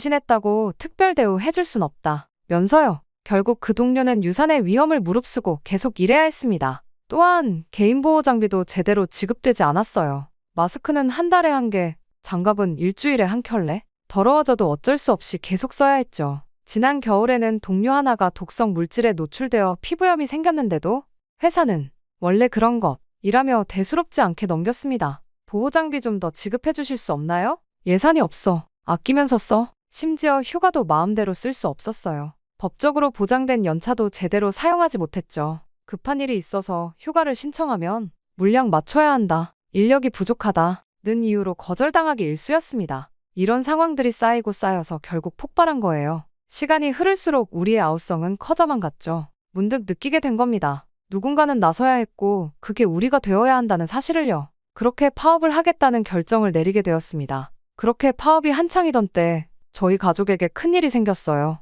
한국에서 3년째 일하고 있던 누나가 갑자기 강제 추방되어 돌아온 거죠. 그것도 한밤중에 경찰과 함께. 수아나, 미안해. 이게 누나가 공항에서 처음 한 말이었습니다. 그때 누나의 모습은 제가 알던 그 당찬 누나가 아니었어요. 누나는 원래 뭐든 잘해서 자신감이 넘치던 사람이었죠. 집안 사정 때문에 비록 대학은 가지 못했지만 마음만 먹으면 공부든 운동이든 미술이든 1등을 했던 누나였어요. 그래서 자신은 뭐든 마음 먹으면 다 해낼 수 있다고 외치는 그런 자신감 넘치는 사람이었답니다. 하지만 돌아온 누나는 마치 다른 사람 같았어요. 몸은 말랐고 눈빛은 초점을 잃은 것 같았죠. 어머니와 제가 부축해서 겨우 집으로 모셨습니다. 처음에는 단순히 불법 체류 단속 때문이라고 생각했어요. 누나도 그렇게 말했으니까요. 하지만 이상했습니다. 집에 돌아온 후 누나는 방에서 나오려 하지 않았어요. 식사도 거의 하지 않았고 밤마다 악몽에 시달리는 것 같았습니다. 누나, 밥 좀 먹어. 나가줘. 걱정되는 마음에 어머니가 방에 음식을 가져다 놓으면 대부분 그대로 돌아왔어요. 가끔 들리는 흐느낌 소리에 가슴이 미어졌지만 저희는 어떻게 해야 할지 몰랐습니다. 특히 충격적이었던 건 누나가 한국어를 들을 때의 반응이었어요. TV에서 한국 드라마가 나오거나 한국어가 들리면 갑자기 온몸을 떨면서 방으로 도망가듯 들어가 버렸거든요. 도와줘. 제발. 하지 마. 밤마다 이런 잠꼬대를 하는 누나를 보며 저는 점점 더 화가 났습니다. 한국에서 도대체 무슨 일이 있었던 걸까? 하지만 한국이라는 말만 들으면 괴로워하는 누나에게 제대로 물을 수도 없었죠. 게다가 저는 매일 현대자동차 공장에서 파업을 하고 있었으니 한국과 한국 기업에 대한 분노는 날이 갈수록 커져만 갔습니다. 그렇게 어머니는 매일 밤 누나의 방 앞에서 눈물을 훔치셨어요. 3달 전만 해도 한국에서 돈을 붙여주며 밝게 웃던 목소리로 전화하던 누나였는데 지금은 마치 다른 사람이 된 것 같았습니다. 엄마, 제가 잘못했어요. 돈 벌어온다고 가서. 죄송해요. 이런 말을 반복하는 누나를 보며 저는 결심했어요. 반드시 진실을 밝혀내리라고. 누나에게 무슨 일이 있었는지, 왜 이렇게 됐는지. 그리고 얼마 후 우연한 기회에 저는 충격적인 이야기를 듣게 됩니다. 그것도 제가 전혀 예상하지 못했던 곳에서요. 하지만 그 이야기는 제가 알고 있던 모든 것을 뒤집어 놓았습니다. 누나의 이야기를 알게 된 건 우연한 계기였어요. 그날도 저는 공장 앞에서 피켓을 들고 시위를 하고 있었습니다. 그런데 문득 옆자리에서 시위하던 동료가 한마디를 던졌죠. 수환 씨 누나, 혹시 평택에서 일하지 않았어요? 순간 머리가 띵했습니다. 어떻게 알았냐고 물어보니 그의 사촌도 그곳에서 일했다고 하더군요. 이야기를 듣고 보니 누나가 일했던 공장과 같은 곳이었습니다. 저는 누나에게 무슨 일이 있었건지 알 수 있지 않을까 하는 마음에 물었습니다. 저기, 혹시 무슨 일이 있었는지 아세요? 들은 얘기로는 관리자들이 문제였다고 해요. 그날 밤, 저는 정말 충격적인 말을 듣게 되었어요. 퇴근길에 동료와 술을 마시며 자세한 이야기를 듣게 되었죠. 누나가 일했던 공장에서는 끔찍한 일들이 벌어지고 있었더군요. 여성 노동자들을 대상으로 한 지속적인 성희롱, 폭언, 임금 체불, 특히 관리자들의 행패가 심했다고 해요. 한 번은 여성 직원들이 머무르는 숙소에 남성 관리자들이 들이닥쳐 겁탈하려는 사건이 있었다고 했습니다. 야근해라, 몸 팔아라, 이런 말들이 일상이었대요. 그런데 왜 신고해봤자 소용없대요. 다들 한패니까. 그렇게 이야기를 들을수록 가슴이 무너져 내렸습니다. 제가 알던 누나는 늘 당찬 사람이었어요. 어떤 어려움이 있어도 웃으면서 이겨내던 사람이었는데 그런 누나가 저렇게 무너질 정도면 얼마나 끔찍한 일을 겪었을까요? 순간 분노가 치밀었습니다. 처음에는 당연히 한국인들의 짓이라고 생각했어요. 현대차에서도 우리를 이렇게 부당하게 대하는데 당연히 그쪽도 그럴 거라고요. 하지만 아니요, 그 공장 관리자들은 대부분 조선족이었대요. 네? 한국 사람인 줄 알고 있다가 나중에야 알았대요. 다들 조선족이었다고. 순간 멍해졌습니다. 그동안 한국과 한국인들에 대한 증오로 가득 차 있었는데 이게 무슨 일이란 말입니까? 그럼 신고는? 했죠. 근데 이 사람들 신고하면 한국 경찰이 움직이기 전에 먼저 도망가 버린대요. 다른 이름으로 또 다른 공장을 차리고. 그날 밤 집으로 돌아가는 길이 참 멀게 느껴졌어요. 누나의 방 앞에 서서 한참을 망설였습니다. 문을 두드리고 싶었지만 차마 그러지 못했죠. 그렇게 누나의 이야기를 알게 된 후 저는 한동안 혼란스러웠어요. 파업도 계속되고 있었지만 예전처럼 확신의 찬 목소리로 구호를 외칠 수는 없었죠. 그러던 어느 날이었습니다. 여기가 맞나요? 한국의료봉사 예정 장소가 저희 동네 커뮤니티 센터 앞에서 한국어가 들렸어요. 처음에는 그냥 지나치려 했는데 옆에서 태국어로 통역하시는 분이 계시더군요. 의료진들이 무료 진료를 한다고, 정신과 상담도 가능하다고요? 순간 누나가 떠올랐습니다. 어차피 집에만 있는 누나, 이거라도 한번 받아보면 어떨까 하는 생각이 들었죠. 네, 한국에서 오신 정신과 전문의 선생님께서 계세요. 트라우마 치료 전문가시라고 해요. 반신반의하는 마음으로 집에 달려갔습니다. 어머니를 설득하는데 한참이 걸렸지만 다행히 누나도 크게 저항하지는 않았어요. 안녕하세요, 김지원입니다. 그렇게 상담실에서 만난 의사 선생님은 제가 생각했던 것과는 전혀 달랐어요. 따뜻한 미소로 누나를 맞이하셨고 누나가 한국어를 거부한다는 걸 알고는 바로 통역사를 통해 이야기하셨죠. 천천히 이야기해요. 서두르지 않아도 됩니다. 그날 상담이 끝나고 나서 누나의 표정이 조금 달라져 있었어요. 여전히 불안해 보였지만 어딘가 모르게 한결 가벼워진 것 같았죠. 일주일 동안 매일 오세요. 좋아질 거예요. 김 선생님은 그렇게 말씀하셨고 저희는 매일 상담실을 찾았습니다. 놀라운 건 의료진들의 헌신적인 모습이었어요. 자원봉사로 왔다는 게 믿기지 않을 정도로 열심히 일하시더군요. 태국에는 처음 오셨어요? 아니요, 벌써 5번째예요. 1년에 2번씩 오고 있어요. 그렇게 저는 그곳에 계신 봉사자들과 커피를 마시며 나눈 대화에서 알게 됐어요. 이분들은 자비를 들여 정기적으로 태국을 찾아온다고 하더군요. 게다가 약값도 모두 자신들이 부담한다고. 우리가 할 수 있는 일이 이것밖에 없어서 미안해요. 오히려 미안하다고 하시는 말씀에 눈물이 날 뻔했습니다. 제가 얼마나 편협한 생각을 하고 있었는지 깨달았거든요. 일주일이 지나고 놀랍게도 누나는 조금씩 달라지기 시작했어요. 가끔은 거실에도 나오고 밥도 조금씩 먹기 시작했죠. 도대체 그 한국인 의사 선생님이 무슨 마법을 부른 건지 누나가 제게 말을 걸더라고요. 그 순간 저는 눈물을 흘렸습니다. 한국인이라기에 조금의 의심을 거둘 수가 없었는데 그랬던 저희 모습이 부끄러울 지경이었죠.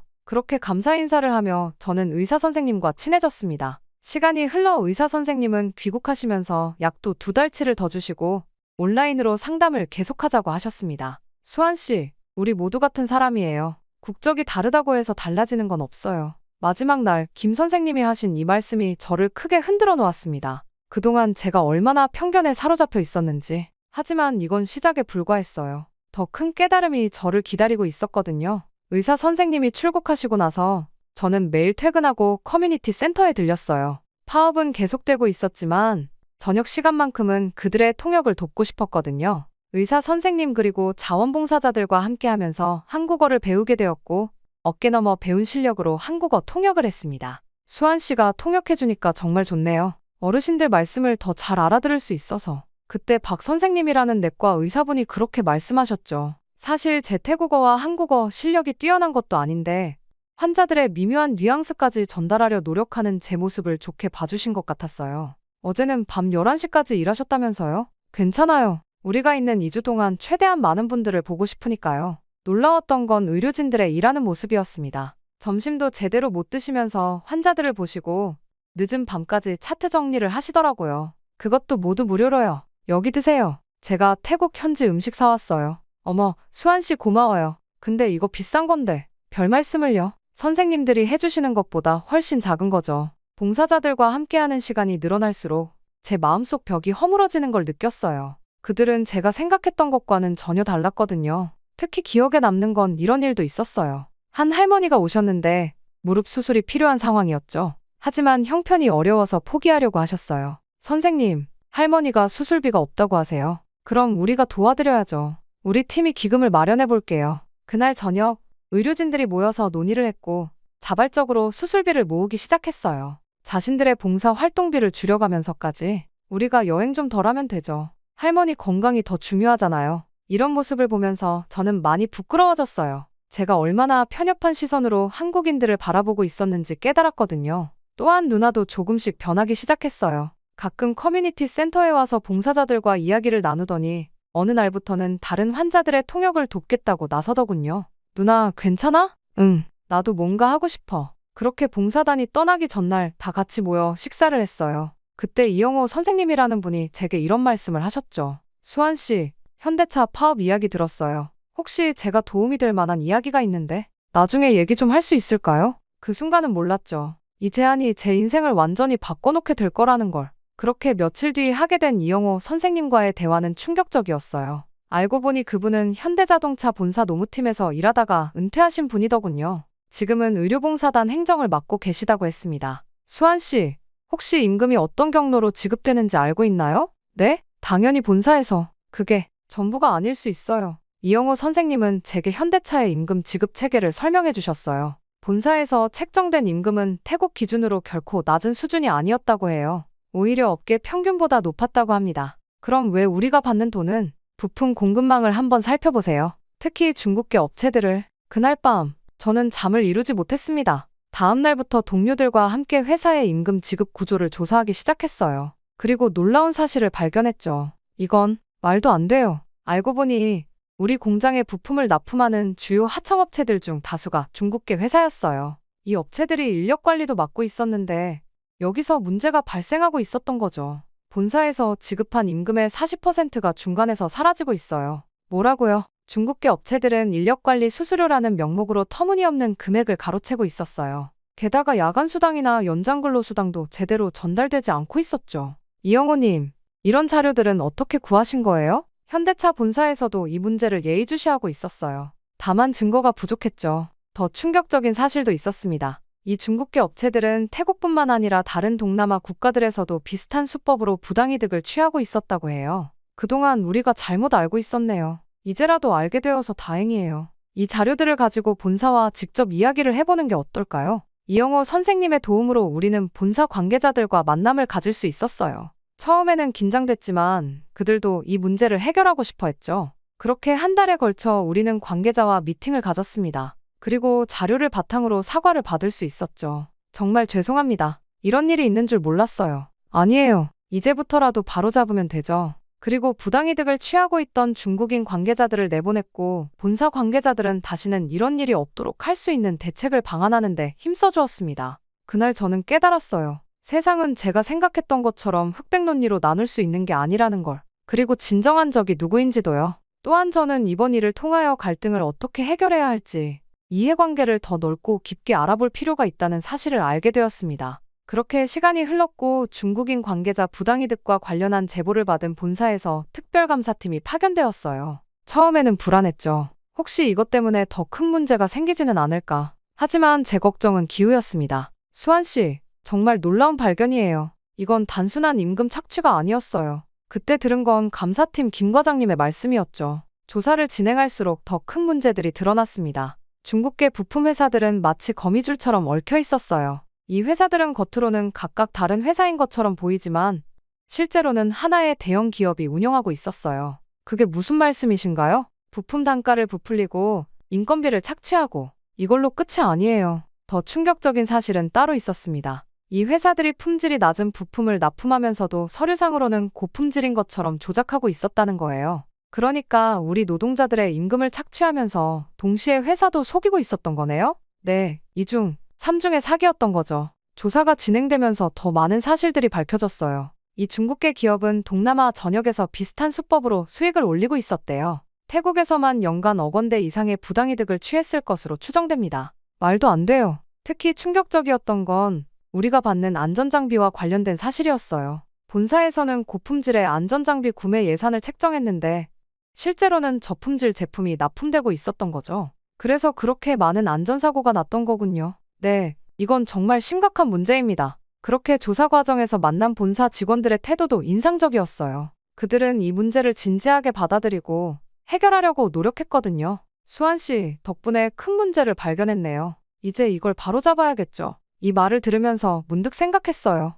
제가 얼마나 단순하게 세상을 보고 있었는지, 모든 걸 국적으로 나누고 편견으로 바라보고 있었던 거죠. 김 과장님, 이제 어떻게 되는 건가요? 글쎄요. 일단 이 업체들과의 계약은 전면 재검토가 불가피해 보입니다. 그날 저녁 동료들과 모여 이야기를 나누면서 새로운 희망을 보았어요. 이제 진짜 문제가 무엇인지 알았으니 해결책도 찾을 수 있을 거라고요. 그렇게 일이 커지면서 본사에서 대표이사님까지 태국을 방문하셨어요. 처음에는 긴장했지만 대표이사님의 첫마디가 의외였습니다. 수환 씨, 정말 감사합니다. 덕분에 큰 문제를 발견했네요. 대표이사님은 직접 직원들과의 간담회 자리를 마련하셨어요. 통역을 통해 우리의 이야기를 하나하나 들으시더니 구체적인 해결 방안을 제시하셨죠. 먼저 모든 중국계 부품업체들과의 계약을 전면 재검토하겠습니다. 그리고 임금은 직접 지급 체계로 전환하겠습니다. 놀라운 건 그뿐만이 아니었어요. 그동안 착취당했던 임금에 대한 보상도 약속하셨죠. 지난 3년간의 체불 임금을 전액 보상하겠습니다.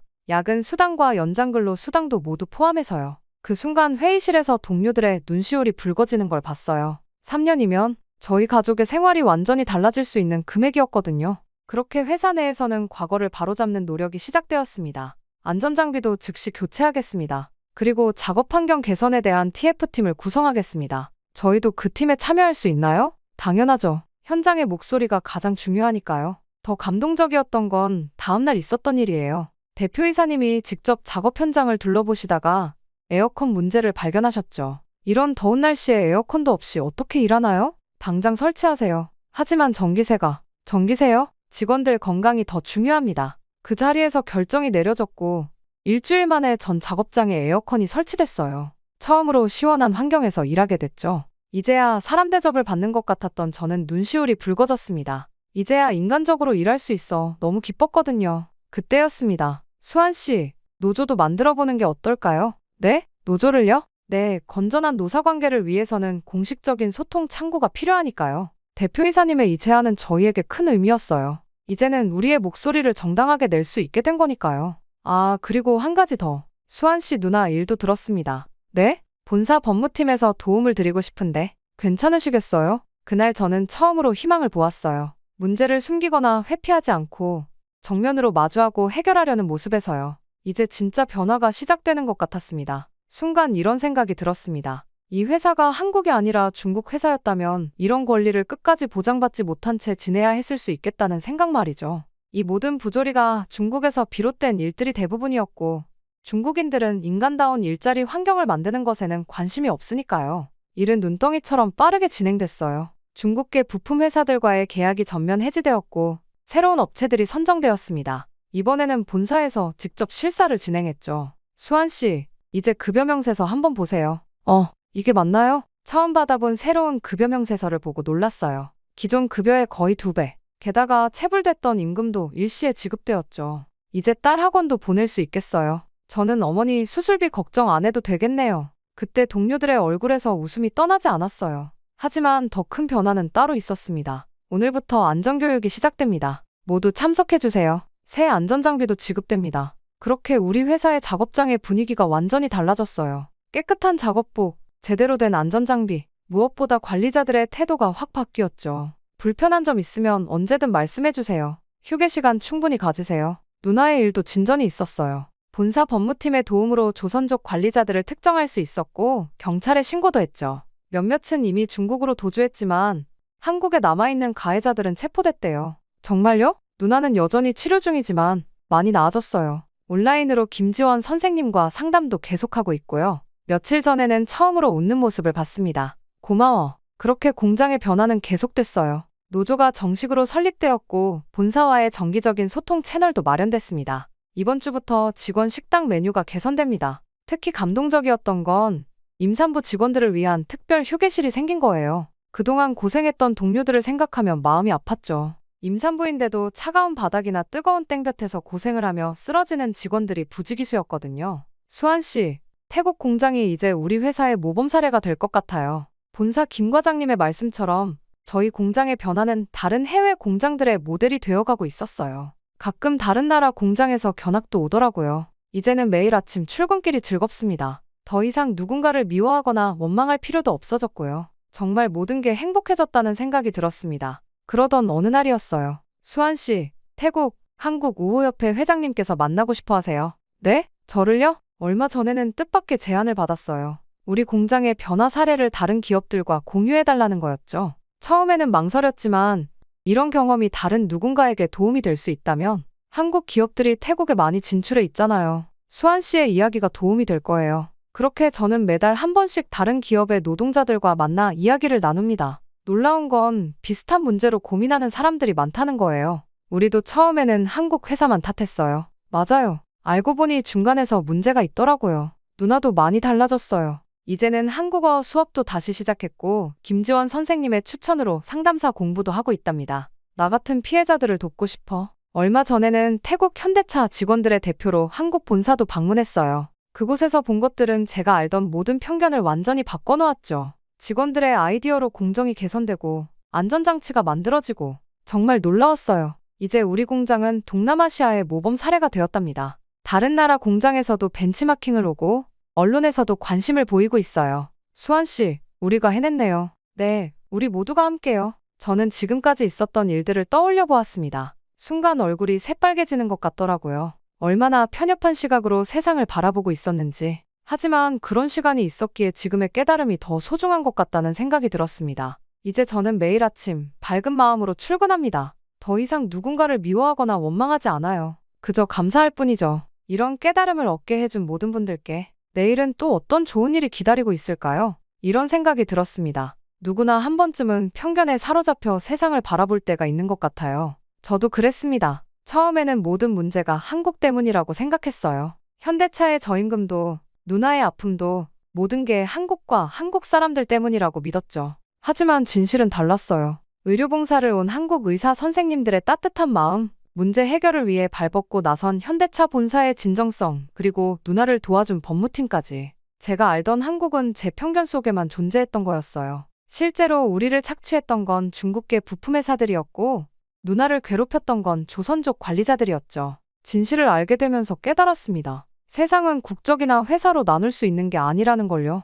결국 중요한 건 사람이라는 것도요. 이제는 압니다. 진정한 변화는 서로를 이해하고 존중할 때 시작된다는 걸요. 한국은 저에게 이런 깨달음을 준 고마운 나라가 되었습니다. 한국은 우리가 배울 점이 많은 나라야. 열심히 일하고 서로를 존중하고 문제가 생기면 해결하기 위해 노력하는 그런 모습들이 정말 아름다워. 저는 앞으로도 이런 관계가 계속되길 바랍니다. 서로를 이해하고 배우고 존중하는, 그래서 더 나은 미래를 함께 만들어가는 한국에서 배운 가장 큰 교훈이었습니다. 여기 미국의 연구원이 기술을 한국에게 도둑맞았다고 하면서 격분했다고 합니다. 이 남성은 이대론 당할 수 없다고 하면서 그대로 한국으로 향했다고 하는데요. 그는 한국에 갔다가 마주한 충격적인 광경 때문에 반년 동안이나 한국에 붙잡혀 있어야 했다고 합니다. 도대체 그에게 무슨 일이 있었던 걸까요? 안녕하세요. 저는 마이클 앤더슨입니다. 인텔의 수석연구원으로 일하고 있죠. 저는 사실 한국을 정말 싫어했습니다. 아니, 증오했다고 하는 게 맞겠네요.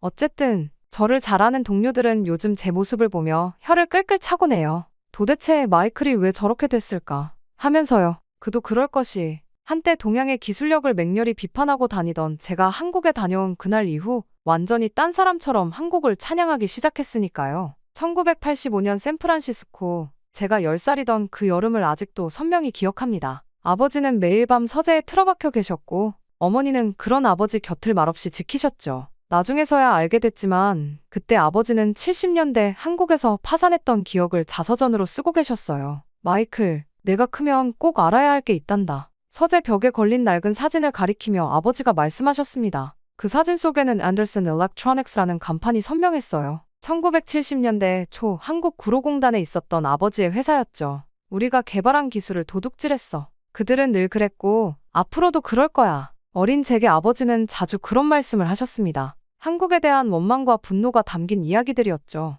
그때부터였을까요? 저도 모르게 마음 한구석에 한국이라는 나라에 대한 선입견이 자리 잡기 시작했어요. 그로부터 30여 년이 지난 지금 인텔의 수석연구원이 된 저는 연구실 의자에 깊이 파묻혀 모니터를 바라보며 한숨을 내쉬었습니다. 화면 속 테스트 결과는 제가 우려하던 그대로였죠. 3나노 공정 개발은 또다시 실패였습니다. 스탠포드에서 박사 학위를 받고 인텔의 수석연구원이 된 지 5년, 이제는 더 이상 변명의 여지가 없어 보였어요. 앤더슨 박사, 오늘도 늦게까지 계시네요. 퇴근하려던 동료 스티브가 연구실 문간에 서서 말을 걸었습니다. 아, 그래. 이 데이터들을 좀 더 분석해보려고 하는 중이야. 하긴 뭘 더 분석할 게 있나요? 결과는 이미 뻔했습니다. 우리는 한계에 부딪혔고 경쟁사들은 우리를 점점 더 멀리 앞서가고 있었죠. 요즘 들어 자주 듣는 삼성전자 얘기가 특히나 신경 쓰였습니다. 그들이 텍사스에 대규모 반도체 공장을 설립한다는 소식이 실리콘밸리를 술렁이게 만들었거든요. 어릴 적 아버지의 이야기가 자꾸 떠올랐습니다. 기술 도둑질하는 나라. 그 말이 30년이 지난 지금도 제 귓가에 맴돌았어요.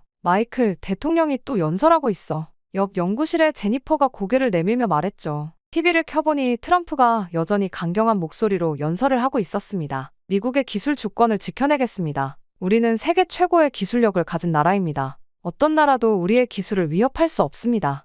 허울뿐인 자신감이라는 생각이 들었어요. 현실은 전혀 달랐거든요. 매일 밤, 퇴근도 잊은 채 연구실에서 씨름하는 건 바로 그 현실과의 싸움이었습니다. 아버지 세대의 자존심이었던 미국의 기술 패권이 지금 제 손에서 무너져가고 있다는 생각에 어깨가 무거웠죠. 책상 위에는 어릴 적 추억이 담긴 가족사진 한 장이 놓여 있었습니다. 은퇴하신 아버지는 요즘도 가끔 제게 전화를 하셔서 우리가 최고야라는 말씀을 하시곤 하죠. 하지만 그 자신감이 이제는 현실과 얼마나 동떨어져 있는지 그걸 아버지께 어떻게 말씀드려야 할지 몰랐습니다. 이러다가 정말 추월당하는 거 아닐까? 혼잣말처럼 중얼거렸죠. 그때 휴대폰이 울렸습니다. CEO 비서실이었어요. 앤더슨 박사님, CEO께서 긴급히 찾으십니다. 지금 올라와 주실 수 있으신가요? 이런 늦은 시간에 CEO가 찾는다는 건 분명 심상치 않은 일이겠죠. 가방을 챙기며 불안한 예감이 들었습니다. 엘리베이터를 타고 올라가는 동안 문득 서재에서 자서전을 쓰시던 아버지의 모습이 떠올랐어요. 그때처럼 지금도 우리는 무언가를 지키려 안간힘을 쓰고 있는 걸까요? 그렇게 저는 CEO 사무실 문 앞에 서서 잠시 숨을 고르고 노크를 했습니다. 들어오세요. 긴장된 마음으로 문을 열었죠. CEO는 창가에 서서 밤거리를 내려다보고 있었어요. 마이클, 자네에게 특별한 임무를 맡기려고 해. 그의 목소리는 무거웠습니다. 저는 그저 묵묵히 그의 다음 말을 기다렸죠. 하지만 그가 건넨 말은 제가 상상했던 것과는 전혀 달랐습니다. 삼성전자로 연수를 다녀오게. 순간 귀를 의심했습니다. 삼성전자라고요? 아버지가 그토록 원망하던 그 나라의 그 회사라고요? 머릿속이 새하얘졌습니다. 일주일 후에 출발하게. CEO의 말이 아직도 귓가에 맴돌았어요. 집으로 돌아오는 차 안에서도 그리고 지금 이렇게 서재에 앉아있는 이 순간에도 마음이 복잡했습니다. 벽에 걸린 아버지의 옛 회사 사진이 저를 바라보는 것만 같았죠. 아버지가 아시면 한숨이 절로 나왔습니다. 지난 주말 부모님 댁에 들렀을 때도 아버지는 여전히 그 이야기를 하고 계셨어요. 마이클, 요즘 신문 보고 있지? 그 녀석들 봐라.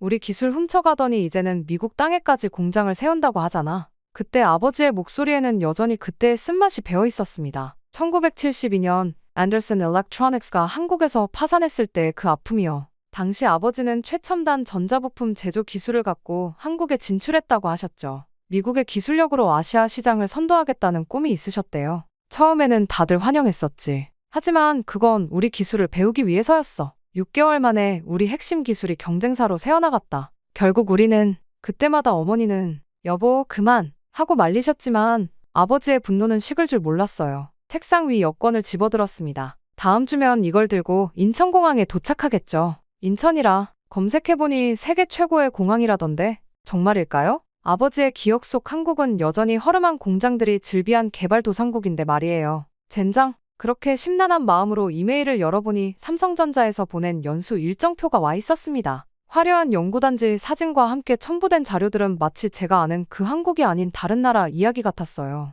그때 핸드폰이 울렸습니다.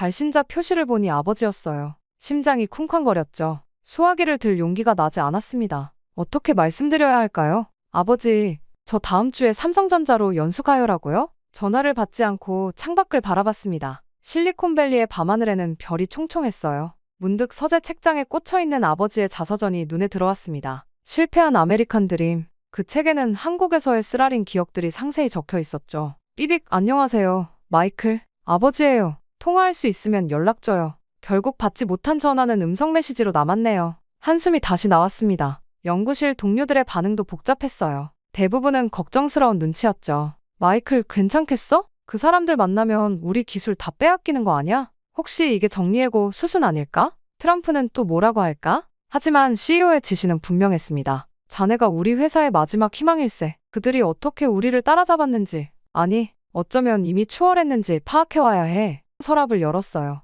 그곳에는 제가 스탠포드 박사과정 때 쓴 논문이 있었습니다. 미국 반도체 산업의 미래 전략? 그때만 해도 저는 자신만만했죠. 우리가 영원히 세계를 선도할 거라 믿었으니까요. 띠링. 이번엔 어머니한테서 문자가 왔네요. 아들, 바쁘구나. 아버지가 걱정돼서 전화하셨나 봐. 주말에 시간 되면 좀 들러줄래? 한숨이 또 나왔습니다. 주말에 부모님을 뵙는다면 이번엔 꼭 말씀드려야 할 텐데. 하지만 그 말을 꺼내는 순간 아버지의 표정이 어떨지 상상이 되질 않았어요. 창가에 서서 달력을 바라봤습니다. D7. 이제 일주일 뒤면 저는 아버지의 상처가 시작된 그곳으로 가게 되는 거네요. 아버지도 그때 이렇게 복잡한 마음이었을까요? 서재 벽에 걸린 사진 속 젊은 아버지의 모습이 저를 바라보는 것 같았습니다. 저는 그렇게 심란한 마음으로 한국행 비행기에 탔습니다. 꼬박 하루의 비행 끝에 인천공항에 도착했을 때의 첫 느낌을 잊을 수가 없네요. 비행기에서 내려 터미널로 들어서는 순간 제가 알던 한국의 이미지가 완전히 무너져 버렸거든요. 이게 정말 한국 맞나? 중얼거리며 주위를 둘러보았습니다. 아버지가 들려주신 이야기 속 한국은 좁고 지저분한 공항에 영어 한마디 통하지 않는 곳이었는데 제 눈앞의 광경은 전혀 달랐어요. 천장까지 닿은 유리창 너머로 쏟아지는 자연광, 최첨단 자동화 시스템, 그리고 어디서나 보이는 영어 안내판까지. 앤더슨 박사님 되시죠? 그렇게 게이트를 막 빠져나왔을 때 정장 차림의 젊은 남성이 유창한 영어로 저를 맞이했습니다. 삼성전자 연구원이라고 자신을 소개하는 그의 모습에서 어떤 후진국의 흔적도 찾아볼 수 없었죠. 박재현이라고 합니다. 앞으로 6개월간 박사님의 가이드를 맡게 됐어요. 그때 저는 그의 명함을 받아들며 살짝 당황했습니다. MIT 박사 출신에 실리콘밸리 근무 경력까지 있다니, 이런 인재가 왜 한국에 있는 걸까요? 공항에서 나와 화성 연구단지로 향하는 차 안에서도 혼란스러웠어요. 고속도로 양옆으로 펼쳐진 도시의 풍경은 마치 미래도시를 연상케 했거든요. 불과 50년 만에 이렇게 변할 수 있다는 게 믿기지 않았습니다. 저기가 삼성전자 반도체 연구단지입니다. 보이는 거대한 캠퍼스를 가리키며 박재현 연구원이 말했죠. 마치 한 도시를 옮겨놓은 듯한 규모에 다시 한번 놀랐어요. 생각보다 훨씬 큰데요? 다들 그렇게 말씀하세요. 이게 다 연구동이에요. 생산 라인은 따로 있죠. 그렇게 입구에 도착하자 철저한 보안 검색이 이어졌습니다. 모든 전자기기를 수거하고 특수 제작된 연구용 기기만 사용할 수 있다고 하더군요. 우리 인텔보다 더 삼엄한 보안 체계에 놀라지 않을 수 없었어요. 이쪽으로 오시죠. 연구원들이 기다리고 있습니다. 회의실에 들어서자 10명 남짓한 연구원들이 반갑게 맞아주었어요. 모두 30대 초중반으로 보이는 젊은 인재들이었죠. 그들의 자기소개를 들으며 또 한 번 충격을 받았습니다. 스탠포드, MIT, 버클리, 세계 최고의 대학에서 박사 학위를 받은 이들이 왜 하필 한국의 삼성을 선택한 걸까요? 앤더슨 박사님, 저희가 준비한 프레젠테이션이 있습니다. 저희 연구소의 현재 기술 수준과 앞으로의 계획을 간단히 설명드리겠습니다. 스크린에 나타난 자료들을 보며 숨이 멎는 것 같았어요. 이건 우리가 꿈꾸기만 하던 수준이었습니다. 이 데이터들이 정말 실제 결과인가요? 의심스러운 마음에 물었죠. 그러자 한 연구원이 웃으며 대답했습니다. 직접 실험실로 가보시겠습니까? 그렇게 시작된 연구소 투어는 저희 모든 선입견을 무너뜨리기에 충분했어요. 최첨단 장비들, 끝없이 이어지는 클린룸, 그리고 24시간 돌아가는 연구라인까지. 이곳은 제가 알던 기술 도둑질하는 나라의 모습이 아니었습니다. 그렇게 숙소로 배정된 게스트하우스에 도착해서야 긴장이 풀렸네요. 창밖으로 보이는 연구단지의 야경이 마치 SF 영화의 한 장면 같았어요. 침대에 누워 천장을 바라보며 생각했습니다. 아버지가 보신 한국과 제가 본 한국이 이렇게나 다르네요. 핸드폰을 켜보니 부모님께서 안부 문자를 보내셨더군요. 아직도 연수 이야기는 못 꺼냈지만 언젠가는 이곳에서 본 것들을 꼭 말씀드리고 싶었습니다. 아버지의 상처를 치유하는 데 도움이 될지도 모르니까요. 띵동. 갑자기 초인종이 울렸어요. 문을 열어보니 박재현 연구원이 서 있었습니다. 저녁 식사하러 가시죠. 연구원들이 박사님을 기다리고 있어요. 한국 음식은 처음이시죠? 그의 미소에서 진정성이 느껴졌습니다. 어쩌면 이번 연수는 제 인생의 전환점이 될지도 모르겠네요. 이것이 저희가 개발 중인 이나노 공정의 실험 데이터입니다. 회의실 스크린에 띄워진 그래프를 보는 순간 저도 모르게 자리에서 벌떡 일어났어요. 불가능한 수치였습니다. 아니, 적어도 제가 알고 있던 반도체 기술의 한계로는 불가능한 결과였죠. 이게 정말 실제 데이터인가요? 떨리는 목소리로 물었습니다. 네, 실시간 데이터예요. 지금 저쪽 실험실에서 테스트가 진행 중인데 직접 가보실래요? 김도윤 수석연구원이 씩 웃으며 말했죠. 그의 나이가 저보다 어린 33이라는 게 더욱 충격적이었어요. 클린룸으로 들어가기 위해 방진복으로 갈아입는 동안에도 머릿속이 복잡했습니다. 일주일 전만 해도 저는 우리 인텔의 기술력을 의심하지 않았어요. 삼성이 따라잡았다는 소문이 있었지만 솔직히 반신반의했었죠. 이쪽입니다. 앤더슨 박사님. 실험실에 들어서자 익숙하면서도 낯선 광경이 펼쳐졌어요. 기본적인 장비들은 인텔과 비슷했지만 곳곳에 보이는 새로운 장비들이 눈에 띄었습니다. 저희가 자체 개발한 검사 장비예요. 기존 장비로는 이나노 공정을 제어하기가 힘들어서 한 연구원의 설명을 들으며 장비를 살펴보았죠. 놀라웠어요. 그들은 단순히 반도체 기술뿐만 아니라 그것을 구현하기 위한 장비까지 자체 개발하고 있었던 겁니다. 어떻게 이런 혁신이 가능했죠? 제 질문에 김도윤 수석이 잠시 생각에 잠기더니 대답했습니다. 실패를 두려워하지 않는 문화가 가장 큰 것 같아요. 매일 밤늦게까지 실험하고 실패하고 또 도전하고 그러다 보니 여기까지 왔네요. 그의 말에 가슴이 덜컥 내려앉았어요. 실패가 두려워 도전을 미루고 안전한 길만 택해왔던 저와는 정말 달랐습니다. 이건 저희가 개발 중인 신소재 실험실입니다. 그렇게 다음 구역으로 이동하며 박재현 연구원이 설명을 이어갔어요. 기존 실리콘의 한계를 뛰어넘기 위해 새로운 시도를 하고 있죠. 앤더슨 박사님, 이제 저희의 최신 프로젝트를 보여드릴게요. 그때 김도윤 수석이 또 다른 실험실 문을 열었습니다. 아, 그 전에 이건 극비사항이라 고개를 끄덕였어요. 이미 예상했던 일이었죠. 하지만 그가 보여준 것은 제 예상을 훨씬 뛰어넘는 것이었습니다. 설마? 네, 일나노 공정을 위한 예비 실험입니다. 순간 현기증이 났어요. 일나노라니. 우리는 아직 3나노도 완성하지 못했는데 그들은 이미 그 다음 단계를 준비하고 있었던 겁니다. 연구원들이 막 퇴근하려는 시간인데 저녁 식사 자리를 마련했어요. 오늘 보신 것들에 대해 더 이야기를 나눌 수 있을 것 같네요. 박재현 연구원의 말에 고개를 끄덕였지만 머릿속은 여전히 혼란스러웠어요. 방진복을 벗고 나오는 길에 휴대폰을 확인했습니다. 아버지께서 또 부재 중 전화를 남기셨네요. 문득 죄책감이 밀려왔어요. 전화를 받지 않은 지도 벌써 일주일이 넘었으니까요. 앤더슨 박사님, 준비되셨나요? 고개를 들어보니 연구원들이 저를 기다리고 있었습니다. 그들의 얼굴에서 자부심과 열정이 느껴졌어요. 아버지, 제가 본 이곳은 아버지의 기억 속 한국이 아니에요. 그들이 우리를 따라잡은 게 아니라 어쩌면 우리가 그들을 따라잡아야 하는 건지도 모르겠네요. 그렇게 저는 한숨을 깊게 내쉬며 연구원들과 함께 저녁 식사를 위해 발걸음을 옮겼습니다. 오늘 본 것들을 어떻게 보고해야 할지, 더 나아가 우리는 앞으로 어떻게 해야 할지 답을 찾기가 쉽지 않을 것 같았어요. 앤더슨 박사님, 이번 프로젝트에 참여해 보시겠어요? 한 달이 지난 어느 날 김도윤 수석이 건넨 제안에 잠시 망설였습니다. 지금까지는 단순히 관찰자의 입장이었는데 직접 참여한다는 건 전혀 다른 의미였으니까요. 어떤 프로젝트인가요? 이나노 공정의 수요를 높이기 위한 새로운 시도예요. 박사님의 양자역학 논문을 읽어봤는데 박사님의 통찰력이 필요할 것 같아서요. 그가 건넨 태블릿을 받아들고 자료를 훑어보는데 갑자기 옆자리에 젊은 연구원이 벌떡 일어났어요. 수석님, 제가 방금 새로운 아이디어가 떠올랐는데 순간 회의실이 순식간에 열기로 가득 찼습니다. 칠판 앞에서 자유롭게 의견을 나누는 모습이 마치 대학 시절 연구실의 브레인스토밍 세션을 보는 것 같았어요. 하지만 달랐죠. 여기엔 직급이나 나이의 벽이 없었습니다. 이거 정말 혁신적인데요? 제가 감탄사를 내뱉자 김도윤 수석이 웃으며 말했어요. 이게 저희의 일하는 방식이에요. 수직적인 회의 문화로는 진정한 혁신이 나올 수 없다고 생각하거든요. 문득 인텔에서의 회의들이 떠올랐습니다. 모든 발언은 서열에 따라 이루어졌고 젊은 연구원의 과감한 제안은 대부분 위험 부담이라는 이유로 기각되곤 했었죠. 앤더슨 박사님의 생각은 어떠세요? 순간 긴장이 됐어요. 지금까지 저는 이런 자유로운 토론 문화가 없는 곳에서만 일해왔으니까요.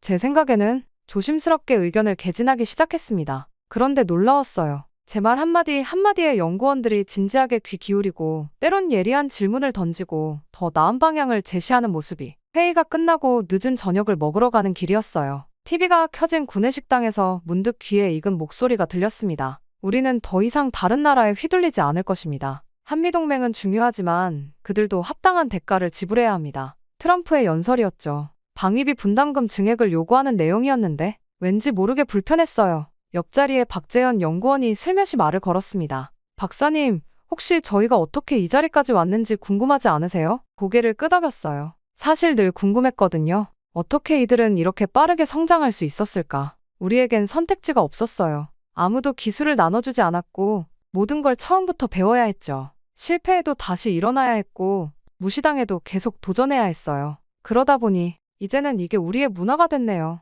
그의 말에 가슴 한켠이 찌릿했습니다. 문득 아버지의 말씀이 떠올랐어요. 그들은 우리 기술을 훔쳐갔어. 정말 그랬을까요? 아버지가 오해하신 것일 수 있겠다는 그런 생각이 들었습니다. 그렇게 혼란스러운 마음을 뒤로하고 저는 연구실로 돌아와 노트북을 열었어요. 한 달간 기록한 관찰 일지를 보면서 생각에 잠겼습니다. 이들의 기술력은 분명 독자적인 것이었어요. 아니, 어쩌면 우리보다 더 앞서 있을지도 있었습니다. 띵동! 그때 메일 알림이 울렸어요. CEO가 보낸 중간 보고서 요청이었습니다. 어떻게 써야 할까? 솔직히 말하면 될까? 우리가 그동안 얼마나 우물안개구리였는지. 창밖으로 보이는 연구동의 불빛이 반짝였습니다. 밤늦게까지 불 켜진 실험실에서는 아직도 젊은 연구원들이 열정을 불태우고 있겠죠. 여보세요, 아버지. 며칠째 받지 않았던 전화를 드디어 걸었습니다. 아버지, 제가 지금 어디 있는지 아세요? 떨리는 목소리로 말을 이어갔어요. 이제는 더 이상 진실을 숨길 수 없었으니까요. 그리고 어쩌면 아버지의 상처도 저의 편견도 이제는 치유될 때가 된 것 같았습니다. 실은 제가 앤더슨 박사님 아버님 회사를 알고 있습니다. 퇴근 후 맥주 한 잔을 하던 중에 김도윤 수석이 꺼낸 말에 손에 든 잔을 떨어뜨릴 뻔했어요. 한 달 전 아버지께 제가 있는 곳을 말씀드린 후로 부모님과는 어색한 침묵이 이어지고 있던 참이었죠. 앤더슨 일렉트로닉스 맞으시죠? 어떻게? 제 은사님이셨던 분이 그때 그 회사에서 일하셨거든요. 박사님 아버님의 자서전도 읽어봤고요. 술잔 너머로 그의 눈빛이 진지해졌습니다. 사실 그때 상황은 아버님이 아시는 것과는 조금 달랐어요. 김 수석은 태블릿을 꺼내 오래된 신문 스크랩들을 보여주었습니다. 70년대 초 한국 전자산업의 태동기에 대한 기록들이었어요. 당시 한국 정부는 외국 기업들의 기술 이전을 적극적으로 추진했어요. 하지만 대부분의 기업들이 거절했죠. 기술 유출을 우려해서. 스크롤을 내리자 낯익은 사진이 나왔습니다. 앤더슨 일렉트로닉스의 개업식 사진이었어요. 아버지가 한국 관계자들과 악수하는 모습이. 앤더슨 회장님은 달랐어요. 한국과의 협력을 선택하셨죠. 하지만 김 수석의 이야기는 계속되었습니다. 당시 미국 정부가 한국으로의 기술 이전을 크게 제한했다는 것, 그래서 대부분의 기업들이 실질적인 협력을 피했다는 것, 그리고 결정적인 건 IMF였어요. 73년의 오일 쇼크와 함께 닥친 세계적인 불황이 저는 아버지의 자서전에서 읽은 내용과 전혀 다른 이야기를 듣고 있었습니다. 기술 유출? 아니었어요. 협력 파트너를 찾지 못한 외로운 도전이었고 시대의 큰 물결 앞에서 좌절한 도전이었던 거죠. 박사님, 이건 제 은사님이 개인적으로 보관하고 계시던 건데 김 수석이 건넨 봉투에는 바램 편지 한 통이 들어있었어요. 앤더슨 회장님께 당신의 용기 있는 결정에 깊이 감사드립니다. 우리의 협력이 이렇게 끝나게 되어 정말 유감입니다. 하지만 당신이 보여주신 신뢰는 우리 젊은 엔지니어들에게 큰 희망이 되었습니다. 순간 눈시울이 뜨거워졌어요. 이런 이야기를 아버지는 알고 계셨을까요? 띡! 핸드폰에 문자가 왔네요. 어머니였어요. 아들, 아버지가 많이 아프시다. 집에 좀 들어올 수 있니? 순간 머리가 하얘졌습니다. 김 수석이 걱정스러운 눈빛으로 물었어요. 무슨 일 있으신가요? 아버지가 제가 여기 있다는 걸 알고 나서부터 많이 우울해하셨나 봐요. 어제는 결국 쓰러지셨대요. 그럼 당장 가보셔야. 하지만 프로젝트는 제가 책임질게요. 박사님은 먼저 아버님께 가세요. 다음 날 아침 비행기를 예약하고 숙소로 돌아오는 길이었습니다. 가방을 싸면서 김 수석이 건넨 자료들을 다시 한번 살펴봤어요. 그리고 전화기를 들었습니다. 어머니, 내일 돌아갈게요. 그런데 한 가지 부탁이 있어요. 아버지 서재에 있는 자서전 원고. 아직 보관하고 계시죠? 침묵 끝에 어머니가 대답하셨어요. 그럼, 아직 있단다. 왜? 제가 아버지의 이야기를 좀 더 자세히 알고 싶어요. 그리고 제가 본 것들도 아버지와 나누고 싶어요. 공항으로 향하는 차 안에서 옛 신문 스크랩들을 다시 읽어보았습니다. 50년이 지난 지금 그때의 앙상한 공장 부지에는 세계 최첨단의 연구단지가 들어서 있고 그때 배우려 했던 젊은이들은 이제 세계를 선도하는 과학자가 되어 있었어요. 순간 저도 모르게 눈시울이 붉어졌습니다. 아버지, 우리가 너무 오래 오해하고 있었던 건 아닐까요? 저는 그렇게 숙소 안에서 아버지께 드릴 편지를 써내려갔습니다. 50년 전 그 편지의 답장처럼 이제는 제가 새로운 이야기를 써내려갈 차례인 것 같아요. 결국 아버지의 병환 때문에 귀국을 해야 했지만 마음 한켠이 불편했어요. 아직 뭔가 찾지 못한 것 같은 느낌이랄까요?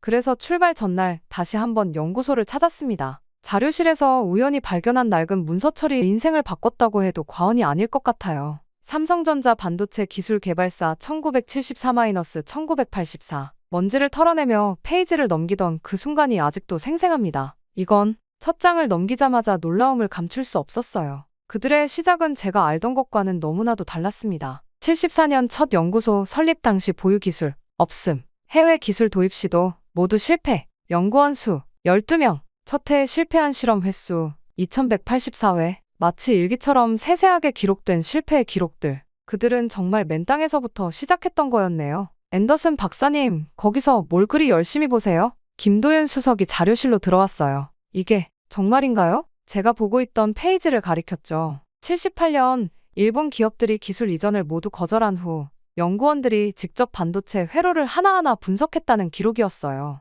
아, 그거. 김 수석의 얼굴에 잔잔한 미소가 번졌습니다. 우리의 자부심이죠. 저희 연구소의 시작점이니까요. 자료들을 더 살펴볼수록 가슴이 먹먹해졌어요. 그들은 단 한 번도 다른 회사의 기술을 그대로 베끼지 않았습니다. 대신 기본 원리부터 차근차근 연구하고 그것을 바탕으로 자신들만의 기술을 개발해 나갔더군요. 이건 무슨 80년대 초반에 연구 일지를 넘기다 발견한 사진 한 장. 새벽까지 실험실에서 잠든 연구원들의 모습이었어요. 그 옆을 장식한 대형 칠판에는 빼곡한 수식들이. 그때는 다들 미쳤다고 했죠. 선진국들이 10년 넘게 개발한 기술을 우리가 어떻게 따라잡겠냐고. 김 수석이 말을 이었어요. 하지만 그들은 달랐어요. 따라잡기가 아니라 뛰어넘기를 목표로 했으니까요. 문득 아버지의 회사가 파산하던 73년이 떠올랐습니다. 이런 움직임이 시작되고 있었던 걸까요? 아버지가 보지 못한 혹은 보지 않으려 했던 어떤 변화가. 박사님, 이것도 한번 보세요. 김 수석이 건넨 태블릿에는 최근 10년간의 특허 출원 현황이 띄워져 있었습니다. 그래프는 충격적이었어요. 단순한 기술 따라잡기로는 절대 불가능한 수치였죠.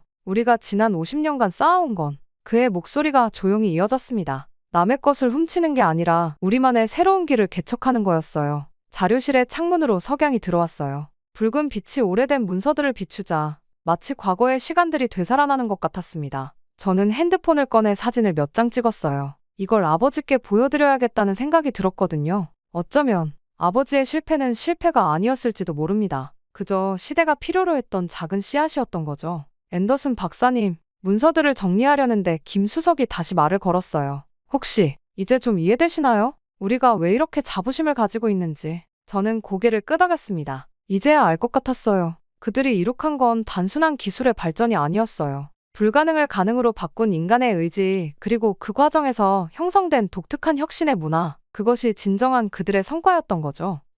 이 자료들을 좀 더 볼 수 있을까요? 당연하죠. 시간 걱정 마세요. 여기 불은 꺼지지 않으니까요. 그날 밤, 저는 자료실에서 밤을 새웠습니다. 50년의 시간을 거슬러 올라가며 한 장 한 장 진실을 마주했어요. 그리고 아버지의 상처와 제 편견이 왜 시작되었는지 마침내 이해할 수 있었습니다. 앤더슨 박사님, 오늘 저녁에 시간 되세요? 연구원들이 송별회를 준비했거든요. 벌써 6개월이 지났다는 게 믿기지 않네요. 박재현 연구원의 말에 고개를 들어보니 연구실 창 너머로 단풍이 물든 캠퍼스가 보였습니다. 벌써 이런 계절이 됐네요. 중얼거리듯 말했더니 박 연구원이 웃으며 대답했어요. 그동안 정말 많은 일이 있었죠? 그렇습니다. 처음 이곳에 왔을 때 저와 지금의 저는 완전히 다른 사람이 된 것 같아요. 차이를 확인하러 왔다가 제 내면의 깊은 곳까지 변화하게 된 거죠. 이거 보세요. 제가 생각에 잠겨있는 동안 김민수 연구원이 태블릿을 들고 뛰어왔어요. 우리가 지난달에 시도했던 새로운 공정 방식, NASA에서 관심을 보였대요.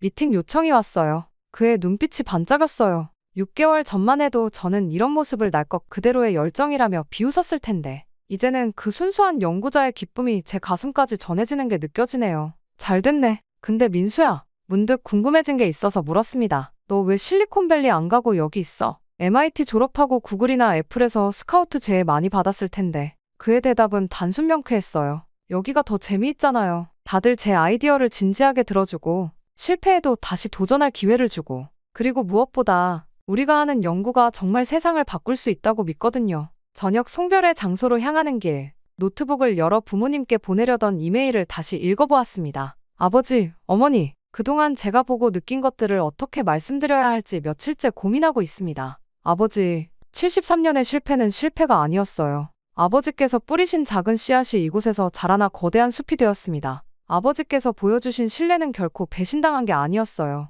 그들은 그 신뢰를 밑거름 삼아 자신들만의 길을 개척했고, 이제는 세계를 선도하는 기술 강국이 되었습니다. 다음 주에 돌아가면 제가 직접 보여드리고 싶은 것들이 많아요. 앤더슨 박사님, 이쪽이에요. 생각에 잠겨 있는데 연구원들이 부르는 소리가 들렸어요. 고개를 들어보니 단체 사진을 찍자며 손짓하고 있었죠. 자, 하나, 둘, 셋, 김치! 플래시가 터지는 순간 문득 깨달았습니다. 제가 이들과 찍은 첫 단체 사진에서는 어색하게 웃고 있었는데 이제는 자연스럽게 웃을 수 있게 됐다는 거려. 박사님, 이거 드릴게요. 김도윤 수석이 작은 상자를 건넸습니다. 열어보니 연구원들의 서명이 가득한 실험용 웨이퍼였어요. 우리나라 최초의 반도체가 새겨진 웨이퍼예요. 일라노급 최신 제품은 아니지만 의미가 있을 것 같아서요. 목이 메었습니다. 이건 단순한 기념품이 아니었어요. 그들의 시작점이자 제 편견이 깨어진 증거물이었죠. 이제 미국으로 돌아가시는데 많이 그리울 것 같아요. 박재현 연구원이 말했어요. 하지만 이제 우리는 진정한 동료가 됐잖아요? 앞으로도 자주 연락해요. 고개를 끄덕였습니다. 이제 저는 압니다. 진정한 혁신은 편견을 깨는 데서 시작된다는 것을요. 그 과정에서 우리는 서로를 이해하고 존중하게 된다는 것도요. 노트북을 다시 열어 이메일 마지막 문장을 추가했습니다. 아버지, 어머니, 이제는 말씀드릴 수 있을 것 같아요. 제가 이곳에서 찾은 건 단순한 기술이 아니었습니다. 진정한 혁신이 무엇인지, 그리고 우리가 얼마나 큰 오해 속에 살아왔는지를 돌아가면 긴 이야기를 나누고 싶습니다. 샌 버튼을 누르고 저는 송별회장으로 향했습니다. 이제 곧 미국으로 돌아가겠지만 제 마음의 절반은 이곳에 남을 것 같네요. 그렇게 저는 무사히 작별 인사를 하고 미국으로 가게 되었습니다. 도착하자마자 저는 회의를 진행해야 했어요. 생각보다 일정이 빡빡했기 때문이었죠. 이게 말이 되는 소리요? 지금 우리보다 그들이 앞섰다는 건가? 그때 인텔 이사회 회의실의 분위기는 싸늘했습니다. 제가 제출한 보고서를 읽은 임원들의 표정이 일그러졌죠.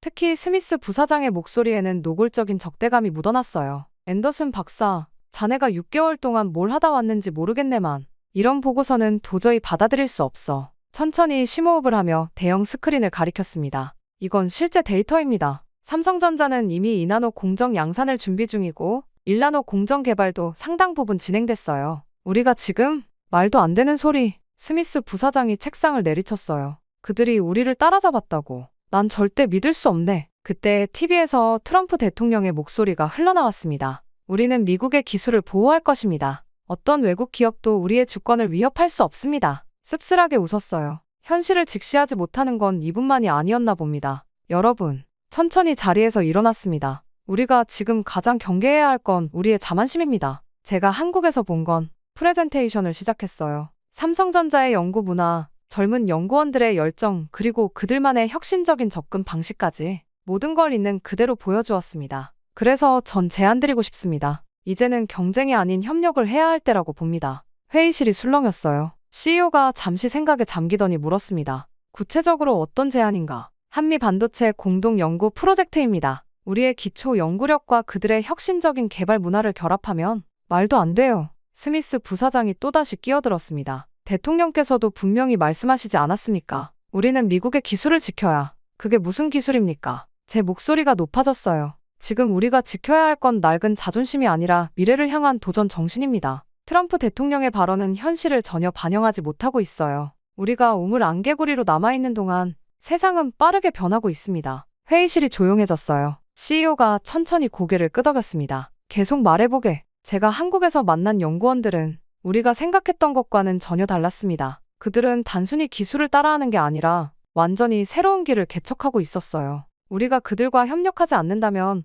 오히려 우리가 뒤처질 수 있습니다. 그렇게 자료를 하나씩 보여주며 설명을 이어갔습니다. 김도윤 수석과 함께 준비했던 협력 프로젝트 제안서, 구체적인 기술 교류 방안, 그리고 예상되는 시너지 효과까지. 하지만 정부의 정책이 누군가 걱정스럽게 말을 꺼냈어요. 정책은 바뀔 수 있습니다. 하지만 우리가 이 기회를 놓친다면 역사는 바뀌지 않아요. 여러분, 우리는 선택해야 합니다. 허상에 사로잡혀 뒤처질 것인가? 아니면 현실을 직시하고 새로운 도전을 할 것인가? 저는 그들에게 마지막 슬라이드를 보여주었습니다. 한국 연구원들과 찍은 단체 사진이었어요. 이들은 이미 우리의 경쟁자가 아닙니다. 함께 미래를 열어갈 동반자가 될 수 있어요. 긴 침묵이 이어졌습니다. 그리고 마침내 CEO가 입을 열었어요. 구체적인 계획을 수립해보게. 다만 조심스럽게 접근해야 할 거야. 현 정부의 기조를 감안해서. 회의실을 나서는데 핸드폰이 울렸네요. 김도윤 수석이었어요. 박사님, 어떻게 됐나요? 첫 발을 내딛는 데는 성공했어요. 이제 시작이네요. 저는 발걸음을 재촉하며 생각했습니다. 트럼프의 보호무역주의나 구시대적 인식은 언젠가 변할 거예요. 중요한 건 우리가 먼저 변화할 준비가 되어 있느냐는 거죠. 그리고 오늘 그 첫걸음을 내디딘 것 같네요. 아버지, 이쪽으로 오세요. 인천공항에 도착한 부모님을 맞이하며 가슴이 뭉클했습니다. 1년 전 제가 처음 이곳에 도착했을 때와는 전혀 다른 감정이네요. 아버지는 여전히 불편한 표정이었지만 그래도 이곳에 오시겠다고 결심하신 것만으로도 큰 발걸음이었어요. 여기가 많이 변했구나. 아버지가 작은 목소리로 중얼거리셨어요. 50년 만의 방문인데 기억 속의 한국은 찾아볼 수 없었겠죠. 이제 곧 시작될 공동 프로젝트 발표식이에요. 아버지께서 꼭 보셨으면 하는 게 있어서. 차로 이동하는 동안 아버지는 창밖만 바라보고 계셨습니다. 어떤 생각을 하고 계실까? 73년의 기억들이 스쳐 지나가고 계시려나요? 여기가 바로 그 삼성전자 연구단지입니다. 정문에 도착하자 아버지의 눈빛이 달라졌어요. 마치 50년 전의 청년처럼 호기심 가득한 눈으로 주변을 살피시더군요. 존경하는 내외빈 여러분, 발표식이 시작되었습니다. 인텔과 삼성전자의 공동 프로젝트 Future Semiconductor Initiative의 시작을 알리는 순간이었죠. 이번 프로젝트는 단순한 기술 협력을 넘어 두 회사의 역사적인 화해이자 새로운 도약이 될 것입니다. 제가 연단에 올라 발표를 시작했어요. 50년 전 이곳에서 시작된 작은 씨앗이 있었습니다. 비록 당시에는 실패한 것처럼 보였지만 아버지를 바라보며 말을 이었습니다. 그 씨앗은 결코 헛되지 않았습니다. 그것은 신뢰였고 도전이었고 서로를 이해하려는 첫걸음이었습니다. 김도윤 수석이 연단에 올라왔어요. 앤더슨 회장님, 아버지를 바라보며 말했습니다. 50년 전 회장님께서 보여주신 신뢰가 있었기에 저희가 여기까지 올 수 있었습니다. 오늘 그 인연을 다시 이어가고자 합니다. 아버지의 눈시울이 붉어졌어요. 어머니가 조용히 손수건을 건네시는데 저도 눈물이 났습니다. 발표식이 끝나고 연구실을 둘러보는 동안 아버지는 마치 다른 사람이 된 것처럼 열심히 질문하셨어요. 젊은 연구원들의 설명을 들으시며 때로는 고개를 끄덕이고 때로는 감탄하시는 모습이. 마이클,